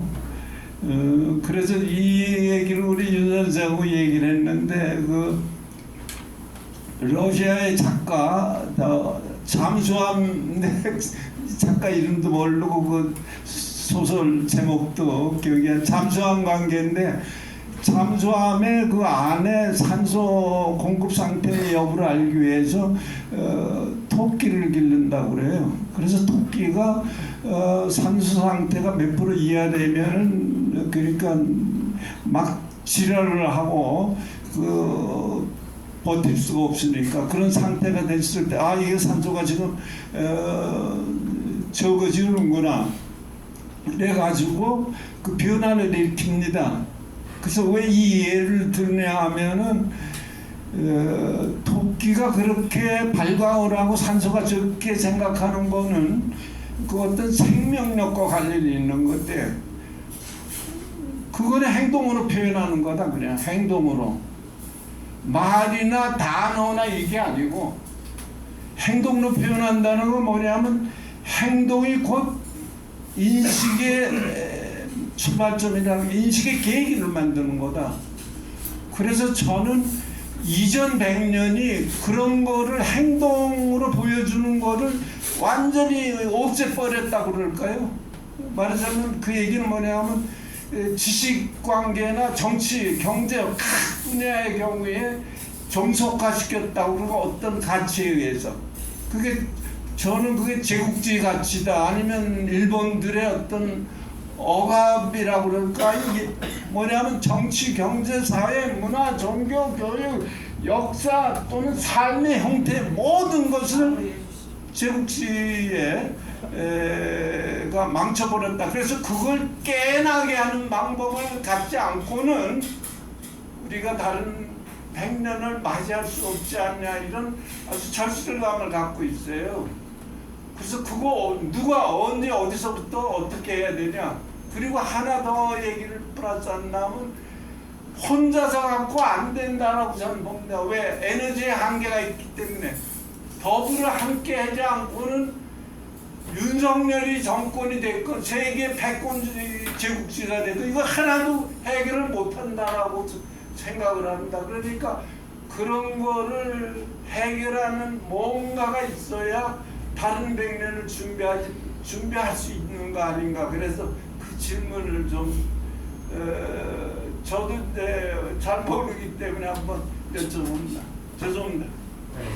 너무 길었는데 질문도 어떤 내용인지 답변은 짧게 했습니다. 네. 우리가 역사를 얘기할 때 가장 주의해야 되는 것은 결정론적 싸움입니다. 역사는 과거도 그렇고 현재도 그렇고 미래도 그렇고 결정된 게 없습니다. 결정적으로 가지도 않습니다. 역사는 끊임없는 결단과 실천과 노력을 필요로 하죠. 그러니까 역사는 항상 우리한테 도전적 과제로 다가올 수밖에 없고 그 도전적 과제를 우리가 어떻게 자기의 주체적 상황을 받아들이면서 실천해 가느냐 하는 그런 주제로 다가오는 거죠. 다른 100년이라는 이름이 그겁니다. 왜 새로운 100년이 아니고 다른 100년이냐? 말씀하신 지난 100여 년 동안 그 조선반도에서 우리가 이뤄낸 것은 우리가 서양사에서 배운 뭐 프랑스 혁명이니 뭐 명예혁명이니 미국의 독립전쟁이니 무슨 뭐 파리 꼬뮌이니 무슨 뭐 차티스트 운동이니 그거에 못지않게 위대합니다. 우리 민족의 역사는 그렇게 위대했어요. 그러니까 우리 과거의 100여 년 역사를 그렇게 막 폄하할 이유가 없습니다. 우리는 위대했습니다. 그 위대한 계적에서 우리는 앞으로도 실천하고 전진해 가야죠. 그러나 그것을 결정론적으로 혹은 과신론적으로 얘기해서는 안 된다. 그런데 이제 그 30여 년 전부터 IMF로 오면서 우리가 소위 그 미국을 주도로 한 패권적 헤게모니 체계에 편입되면서 스스로 우리 주권을 상실해 갖고 19일 날 이제 데이비드 캠프에서 얘기하고 할 텐데 어젠가요? 뭐 파리로 경축사에서 한 얘기를 도대체 이게 우리나라의 대통령인지 어디서 보낸 뭐라 그래야 저기 세작인지 알 수 없는 발언을 했잖아요. 그 친구가 얘기하는 자유가 도대체 누구를 위해서 무엇을 위한 자유죠? 자유는 스스로 자유라고 얘기하지 않아요. 누군가에게 자유를 얘기하는 그놈은야말로 자유를 망치는 놈이다. 가치는 스스로 가치를 얘기하지 않아요. 가치는 스스로 시간이 지나면서 가치를 바라는 거죠. 가치를 얘기하는 그놈이 가치를 핑계로 등쳐먹는 놈의 사기꾼입니다. 도대체 우리가 미국하고 일본하고 공유해야 될 가치가 뭐가 있는 거죠? 미국과 일본과 한국은 서로의 자기 이해관계를 추구하기 위한 어떤 공동 분모적 이해관계가 있겠죠. 거기에 성실하게 합의하고 동의하고 하겠는데 무슨 가치를 공유한다는 거예요? 미국의 가치 우리가 왜 공유하는 거죠? 저 망해가는 나라를? 아니 GDP가 7만 불이 돼서 살아가는 모습 좀 보세요. 저게 나랍니까 미국이? 그 미국의 가치 우리가 왜 공유해야 되는가? 일본이요? 일본은 우리 역사에 문무대왕이 뭐라고 그랬어요? 왼수 같은 외국놈 죽어서도 대왕암에 거쳐가지고 순수색도 개 같은 외놈. 일본은 우리한테 도움이 되는 나라가 아니에요. 옆에 있기 때문에 서로 공정공평하면서 대화를 통해서 조정해가는 나라죠. 일본하고 우리가 공유해야 될 뭐가 있습니까? 가치가 뭐가 있습니까? 자유가 뭐가 있습니까? 도대체 이게 어느 나라 대통령의 입에서 나온 얘기죠. 그런 게 다른 백년이 추구하는 겁니다. 네. 지금 질문자가 쭉 있는데 순서대로 그렇게 하겠습니다. 근데 자기 성함을 좀 밝히고 질문 위주로 좀 얘기를 부탁드리겠습니다. 안녕하세요. 앞에 질문자분들께서 너무 길게 너무 많은 학식으로 질문을 하셔서 전 잠깐 잊어버린 것 같아요. 먼저 저는 양하나라고 합니다. 그리고 67km로 달리고 있는 한국의 가정주부이고 두 아이의 엄마이고 현대사회를 고민하면서 살아가는 여성, 그리고 소위 말해서 윤 정부가 말하는 소시민들을 어떻게 살릴까 말로만 그렇게 하는 자영업자로서 참 힘든 사업자 중에 하나입니다. 그럼에도 불구하고 이 선생님께서 강의를 하실 때 우리 한민족이 참 위대하다, 그런 자부심을 갖게 되어서 정말 감사하고요. 저는 좀 일천하게 질문 드리겠습니다. 좀 생뚱맞은 질문을 드리고 싶은데, 아까 피에타 말씀하시면서 미래사회는 이제가 없어야 된다 말씀하셨거든요. 근데 제가 67km로 달려오면서 우리나라의 새로운 이자의 형태가 만들어지고 있는 거 아닌가라는 생각을 하게 되었습니다. 소위 말해서 내 집이 없거나 내 건물이 없으면 일을 할 때는 임대료를 주고 건물을 빌리죠. 공간을 빌리고요. 몇 년 동안을 지켜봤을 때 북촌마을로 이어서 이제 어떤 공간을 빌려서 사업을 할 때요. 이 건물주는 건물 하나만 있으면 돼요. 그리고 그 시세에 따라서 임대료가 오르고 내리고 하죠. 뭐 장사가 되건 말건 상관없이 임대료는 꼬박꼬박 내야 되죠. 그리고 그 건물을 사용하기 위해서는 막대한 인테리어 비용을 들여서 장사를 하게 되는데 조금 괜찮다 싶으면 그 사람을 내보내죠. 그런 형태가 계속 반복되는 것을 보았습니다. 그리고 어느 정권이 들었더라도 주택 문제를 이야기를 하는데 주택 사기가 쉽지 않죠. 1억을 얘기할 때가 10년, 20년 전에 1억, 그런데 지금 10억도 너무 작은 돈이거든요. 그런데 우리가 아무리 돈을 많이 벌고 산다 할지라도 임대료를 내거나 한다는 것이 은행의 이자보다 훨씬 비싸기 때문에 거의 임대료로 가고 있어요. 저는 이걸 새로운 형태의 이자라고 생각하고 있습니다.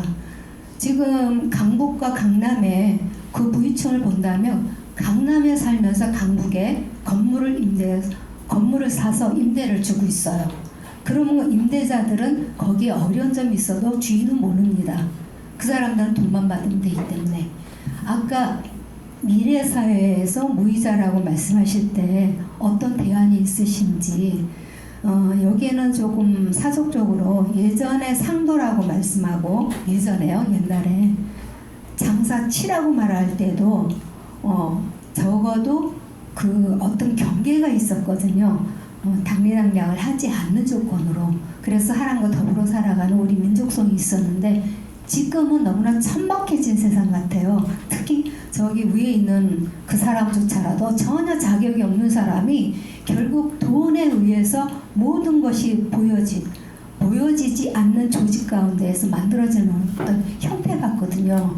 그래서 아까 제 선생님께서 말씀하신 것 중에서 공감하는 게 무이자로 미래사회를 나가야 된다면 맞는데, 현대사회는 전부 다들 건물 또는 돈에 의해서 논리가 만들어지는데 어떻게 그걸 만들어 가야 될까? 제가 고민하는 사람 중에 하나였거든요. 부탁드립니다. 지금 질문해 준 사항이 저도 지난 20년 동안 제 사고의 중심 주제였고, 나름대로 제가 정리한 사고는 시민경제론입니다. 근데 짧은 시간에 설명하기는 저기하고 아마 앞으로 내가 10번 이상 얘기하는 과정에 시민경제론을 상세히 얘기를 할 텐데요. 우선 몇 가지 책을 하나 추천합니다. 최근에 나온 문명의 운명이라는 마이클 누구죠? 허드슨이라는 양반이 미국은 말하자면 철저한 자산 금융의 수탈 체제라는 고발소고, 그래서 그 사회 경제 운영은 산업 중심으로 운영이 돼야지 그런 금융과 자산 중심으로 운영이 돼서는 안 된다라는 비판이 하나 있고요. 가치의 모든 것이라고 하는 책을 쓴 갑자기 그 가치의 모든 것, 그 영국 UCL의 그 연구소 소장 여성인데 갑자기 이름이 생각이 안 나네요. 거기서 똑같은 얘기를 합니다. 금융 중심의 경제가 얼마나 인류를 고통에 빠지게 하는지를 고발하는 내용입니다. 마추카토라는 여성 교수가 쓴 책이 있습니다. 결국 그 모든 문제는 소유의 문제죠. 소유의 문제. 소유를 어떻게 하느냐. 개인이 소유할 거냐, 공공이 소유할 거냐. 그 개인이 소유하는 사유, 공공이 소유하는 공유, 그 전체를 넘어서는 배유라는 개념까지 있다고 그래요. 그 소유의 개념을 앞으로 어떻게 발전시키느냐 하는 개념인데, 소유의 개념이 도입되는 과정이 이제 존 로크가 인간의 인권이 천부적이라고 얘기하는 과정에서 인간의 존엄과 인권만 천부가 된 게 아니라 사적 소유권도 천부적인 거다. 그리고 사적 소유를 신성 불가침의 권리로 규정을 하면서 소위 자본주의 기초를 만들었는데, 동시대에 갑자기 제가 요즘 사람 단어 이름 공유제 개념을 도입한, 그래서 그 프랑스 혁명에 굉장히 기여합니다. 미국 사람인데 영국에서 활동하고 프랑스에서 조금 이따 생각이 날 겁니다. 토마스 페인, 고맙습니다. 토마스 페인은 기본적으로 천부는 모두에게 주어진 공공재다. 개인이 소유해서는 안 된다. 다만 하늘에 내려진 이 공공재에서 개인이 노력한 그만큼만은 개인적 공로로 부여해야지, 기본적으로 세상의 모든 거는 공공재라는 개념이에요. 토마스 페인이 요즘 다시 토마스 페인의 저 사상이 조명을 받고 있는데, 뿌리에 샤를 뿌리하고, 그래서 그런 사상들이 조금씩 우리한테 얘기되고 있는 정책 개념이 기본소득과 기본자산 혹은 기본금융 개념입니다. 근데 그거를 조금 더 뛰어넘으면 사회상속개정이라는 개념이 있어요. 한 개인이 열심히 해서 뭐 10억을 벌 수 있고 100조를 벌 수도 있죠.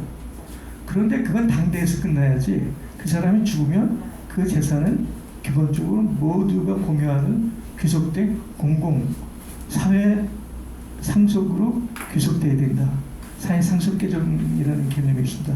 여기까지만 오늘 얘기하겠고요. 그건 제가 나중에 시민경제론의 개념에서 굉장히 사적 고찰을 통해서 정책적 수단까지, 가버넌스 문제까지 언제 한번 소개할까 합니다. 네, 답변이 충분히 됐는지 모르겠지만 추가적 질문이 있으면 한 번 정도만 더 받고 이 질문을 마무리할까 합니다. 네. 네, 안녕하세요. 첫날 강의 왔었고요. 오늘 두 번째 왔는데요. 몇 번 진행이 됐겠죠, 이 공부가요. 차후에 이제 선생님께서 해법을 내놓으시라는 기대를 하고 계속 오고 있습니다. 그런데 저는 오늘 좀 마음 성급하게 질문 하나, 저 마음의 질문이기도 하고요. 꺼내고 싶은 건 뭐냐면, 촛불 시민들이 작년부터 계속 움직이고 있는데, 저도 한두 번씩 아니면 서너 번씩 이렇게 오다가 가다가 계속 그러고 있는 상황이에요. 요즘은 이제 제 일상생활만으로 너무 버거워서 안 가고 있는데요. 안 가고 못 가고 그러고 있는데요. 전에 그 박근혜가 탄핵이 되던 때 촛불 시민이 이긴 것이다라는 우리가 착각을 하고 있었는데 지금 결과적으로는 그건 아니었던 걸로 토사구팽된 그런 대통령이다.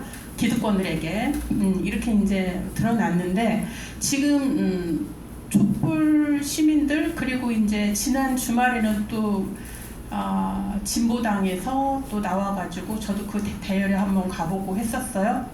그런데 이런 방법으로 이 말도 안 되는 무능자를 해결할 수 있을 것이라는 생각은 저는 하지 않거든요. 그리고 그렇다면은 저의 해법은 과정은 제가 아카데믹하지 않아도 감각적으로 느끼고 있는 게 이래경 선생님이 말씀하신 것처럼 시민 권력만이 우리의 해법이다라고 저도 생각을 해요. 근본적으로. 네, 근본적으로 저희 육감에 그랬어요. 그래서 작년부터 제 슬로건 머릿속에 있는 게 뭐냐면은 생활 속에 내 정치를 해야 되는데 무엇을 해야 될지 모르겠다. 이거 하나였고요. 또 하나는 사람들 어떤 카톡방이나 사람들 모임 군소 이렇게 개인적인 생활 속에서 그룹 있는 그런 그룹들에서 정치 얘기는 하지 말자. 그 영역은 성역이 돼버린 거예요. 근데 저는 그 부분에 대해서 작년부터 의문을 갖기 시작을 했어요. 대선 직전부터 답답하기 시작했거든요.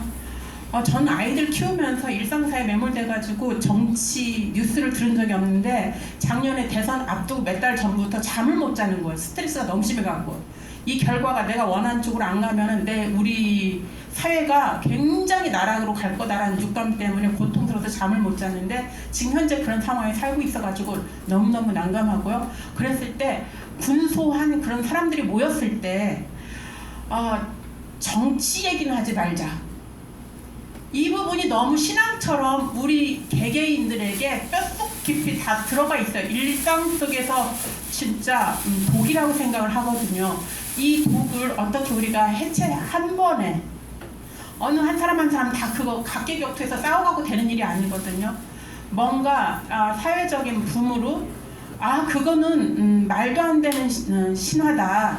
말도 안 되는 명제고 우리는 그 명제에 의해서 지금 질식되어 있고 마비되어 있다라는 그 부분에 대해서 나는 뭔가 노크를 해야 된다고 생각을 해요. 우리 시민들에게 너무 무력하고 그러니까 분당 어느 역에서 막 질주를 하면서 여러 사람 죽이는 사람 상해시킨 사람 있잖아요. 그 사람한테 누가 미친놈이라고 말을 안 해요. 그냥 뭐랄까 대리 시원함을 느끼는 그 소시민의 소박함이 숨죽이고 있는 거예요. 그러면은 이 상황에서 극단적으로 표현한다면 촛불 시민 혁명으로 이게 안 된다라는 대목에서 누군가 피 하나를 흘려야 숨죽이고 있는 기회분자들, 소시민들이 일어날까? 너무 이건 말도 안 되고 폭력적이고 끔찍하고 패권주의적이잖아요. 상상 자체가 패권주의예요. 소시민의 패권주의거든요. 내 속에 있는 패권주의거든요. 내가 권력이 없어도 그건 아니다. 이런 상상은 아니고 그래서 결국은 일상 들어와서 더디 가도 제대로 가야 되고 더디 가도 제대로 가려면 시민 권력을 우리가 만들어야 된다. 저는 그 생각 때문에 이 자리에 사실은 왔어요. 내가 어떻게 이 말도 안 되는 이 세상에서 내가 어떻게 참여를 해야 될 것인가. 그 부분이 이제 차후에 이래경 선생님께서 짚으면서 우리하고 같이 뭔가 만들어지겠지만 일단은 오늘 당장 질식할 것 같은 저의 마음에서 정치 얘기하면 안 된다라는 이 신앙적인 이 명제에 어떻게 하지 혁파할 것인지 이 부분에 대한 견해가 있으시면 좀 실용적인 정보 좀 주시기 바랍니다. 아까도 얘기했지만 그 역사를 수학법처럼 결과론적으로 보거나 그 당장의 성과로 접근하면 아무것도 이룰 수가 없죠. 예를 들어서 프랑스 혁명은 1780몇 년인가요? 1789년. 그런데 프랑스인이 그나마 성취한 거는 1860년 68혁명. 그러니까 그 사이가 한 200여 년 걸린 거죠. 그렇죠? 그 차티스트 운동, 파리 거뮌이 있고 그 유럽 전역에 새로운 진보를 향한 혁명이 일어난 거가 1840년, 70년 이 터울인데 우리가 얘기하는 비밀, 보통, 평등, 일반 선거가 도입된 거는 1900년대 중반이죠. 100년의 세월이 걸려서 서서히 이루어져 왔던 겁니다. 그러니까 지금 선생님이 생각하는 그 정치적 답답함이 풀어지려면 우리는 아마 한두 세대를 기다려야 될지는 모르겠어요. 그렇다고 그럼 손을 놓을 거냐? 그건 아니죠.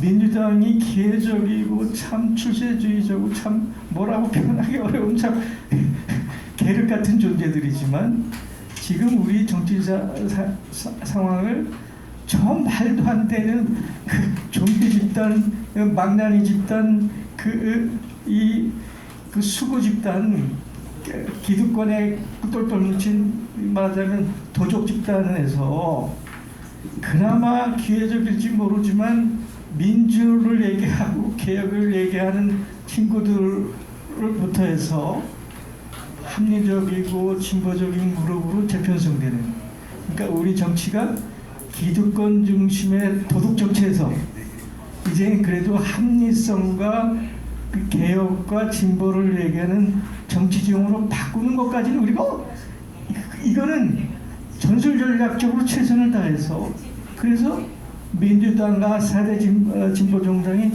연대연합하고 공동전선을 펼쳐라. 이것이 우리가 지금 요구해야 되는 가장 중요한 정치적 슬로건이죠.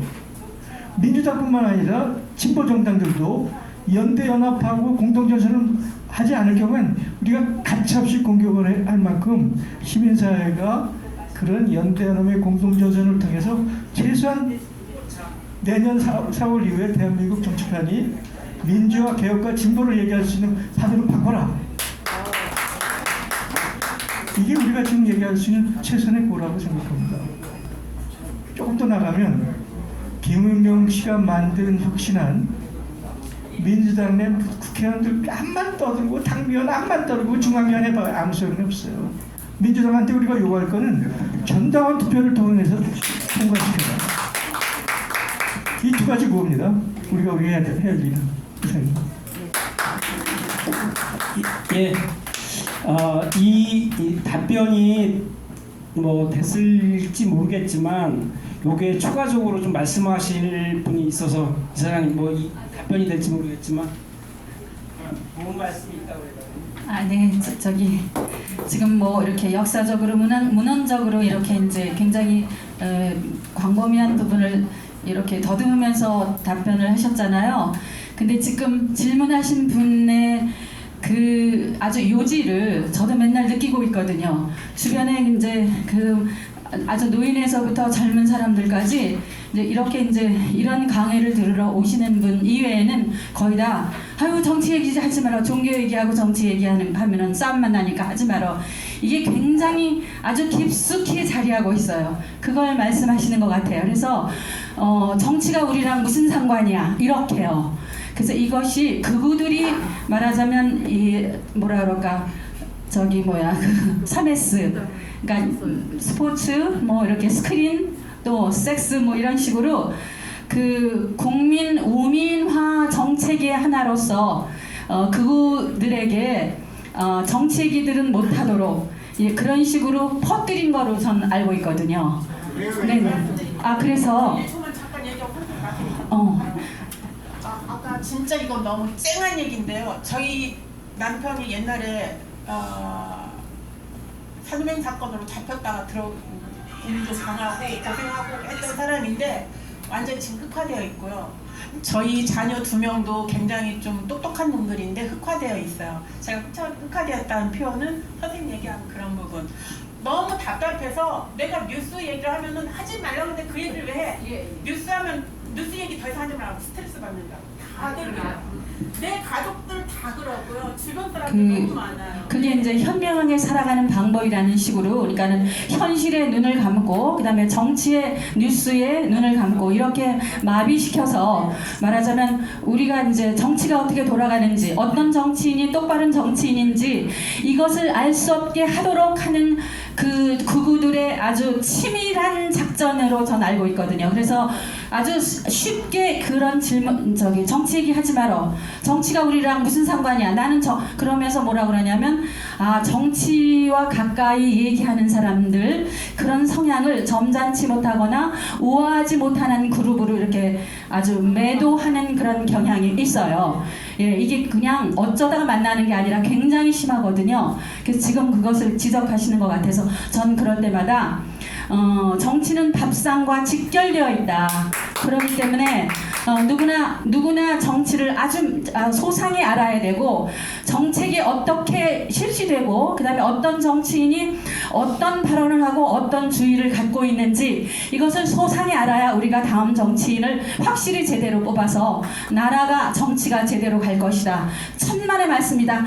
아주 정치를 똑바로 하셔야 되고, 그 다음에 그 매몰된 뉴스가 아닌 제대로 된 언론을 접하고자 굉장히 노력해야 된다. 그걸 굉장히 역설하고 다니거든요. 네, 죄송합니다. 네.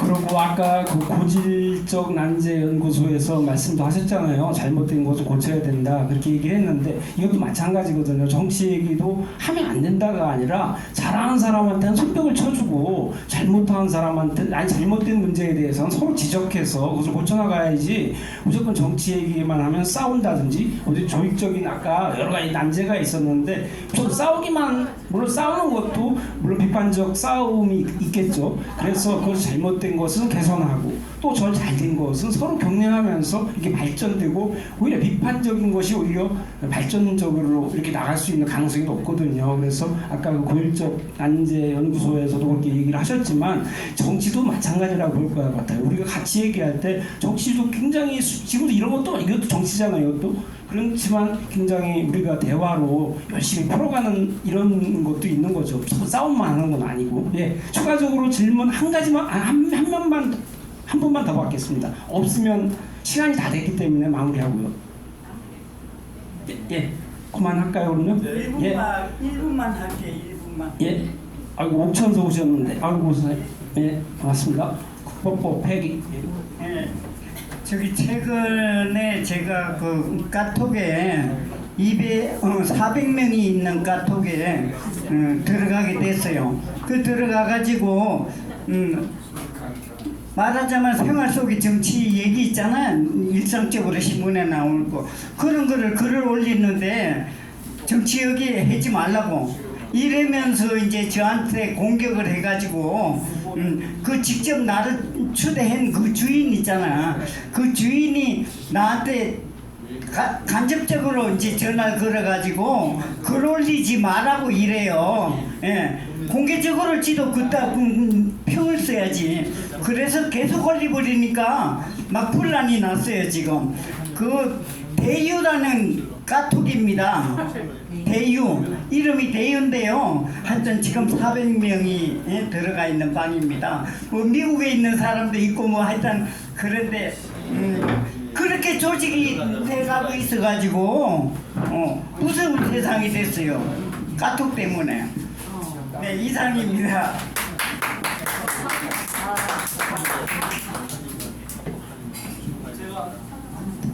제가 좀 아까 설명드렸던 그 내용을 조금 더 심층적으로 좀 설명을 드릴게요. 난제들 있지 않습니까? 난제들. 예. 아니 이거 좀 설명드리고, 이거는 제가 봤을 때 중요한 것 같아서. 아까 산에도 보였잖아요. 산에도 보여드렸잖아요. 그 바다에 깊이 들어가면은 산호초가 있어요. 산호초, 상어가 있거든요. 근데 우리가 그 표층에서는 그걸 못 보잖아요. 깊은 토론을 제가 많이 강조를 하는데, 깊은 토론을 하고 하면은 아까 정치 얘기하지 말라, 그런 답을 찾을 수 있는 건데 사람들은 깊이 못 들어가는 거죠. 그뿐만 아니라 많은 고질적 난제들, 선생님이 아까 말씀하신 그런 저런 것들을 조금 더 깊게 들어가면은요, 바닥 깊게 그 원인하고 답이 나와요. 예, 해법이 나오거든요. 근데 사람들은 깊게 토론을 안 하려고 해요. 두려워하거든요. 그거를 가능하게 만들기 위해서 제가 지금 노력을 좀 하고 있는 거고요. 그럼 저는 스크립트가 좀 중요하다고 생각하는. 아까 선생님 말씀하신 계속 올린다는 거는 저는 해법이 아닌 것 같고, 소통을 하지 않는 것이 또 소통일 수도 있어요. 소통이 계속 말을 한다 해서 글을 올린다 해서 소통이 아니잖아요. 소통을 안 하면서 어떻게 저들의 공격을 대응할 거에 대한 차분한 고민을 해서 저 사람들이 이해가 되도록 만드는 거. 하나 예를 들면 우리 존경하는 우리 우위원장님을 제가 막 자랑을 했는데 그분이 깨어있는 분이었어요. 근데 아주 거부감을 갖더라고요, 우위원장님에 대해서. 왜냐면 천안함 자폭 그 발언을 하고 있는 이것저것 때문에. 그래서 제가 이해를 시켰거든요. 천안함 자폭 이거, 그리고 또 코로나19 진원지는 미국이다, 이런 것들 우리가 작게 보면은 표층에서 보면 그게 안 보이는데 심층으로 들어가면, 아니면은 숲하고 산 산맥 고도가 높아지면은 그게 보인다. 이래근 선생님이 그게 크기가 있기 때문에 그게 보인 거지 우리가 못 보는 거다라고 하니까 그분이 마음을 바꿨어요. 바꿔가지고서 다시 알게 됐다, 이렇게 됐거든요. 그렇게 소통을 하도록 심층 토론을 해가지고 답을 하나하나 만들어내면은 그건 저는 가능하다고 봅니다. 이상입니다. 예, 오늘 모임은 여기서 마치고요. 다음 모임은 9월 첫 주 목요일을 이제 우리가 혁신 프로그램 들어가기 전 마지막 역사의 주제로 보제 이상솔 선생을 제가 소개하고자 합니다. 보제 이상솔 선생은 논쟁은 있지만 우리가 반드시 역사에서 짚고 기억해야 될 매우 중요한 거인입니다. 그래서 9월 7일 보제 이상솔 선생님에 대한 소개를 할 텐데 많은 기대 부탁드립니다.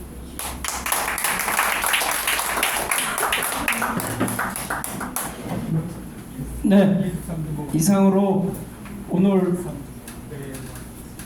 이래경과 함께하는 희망 세상 프로젝트 한국 역사 속 오래된 미래 우리 민족의 DNA, 이렇게 해서 오늘 열심히 토론하고 또 강의도 해주셨고 그랬는데 여러분들도 열심히 질문도 많이 해주셨습니다. 너무 고맙고요. 오늘 수고들 많으셨습니다. 예, 이상 마치겠습니다. 그럼 바로 제가 지금 시간이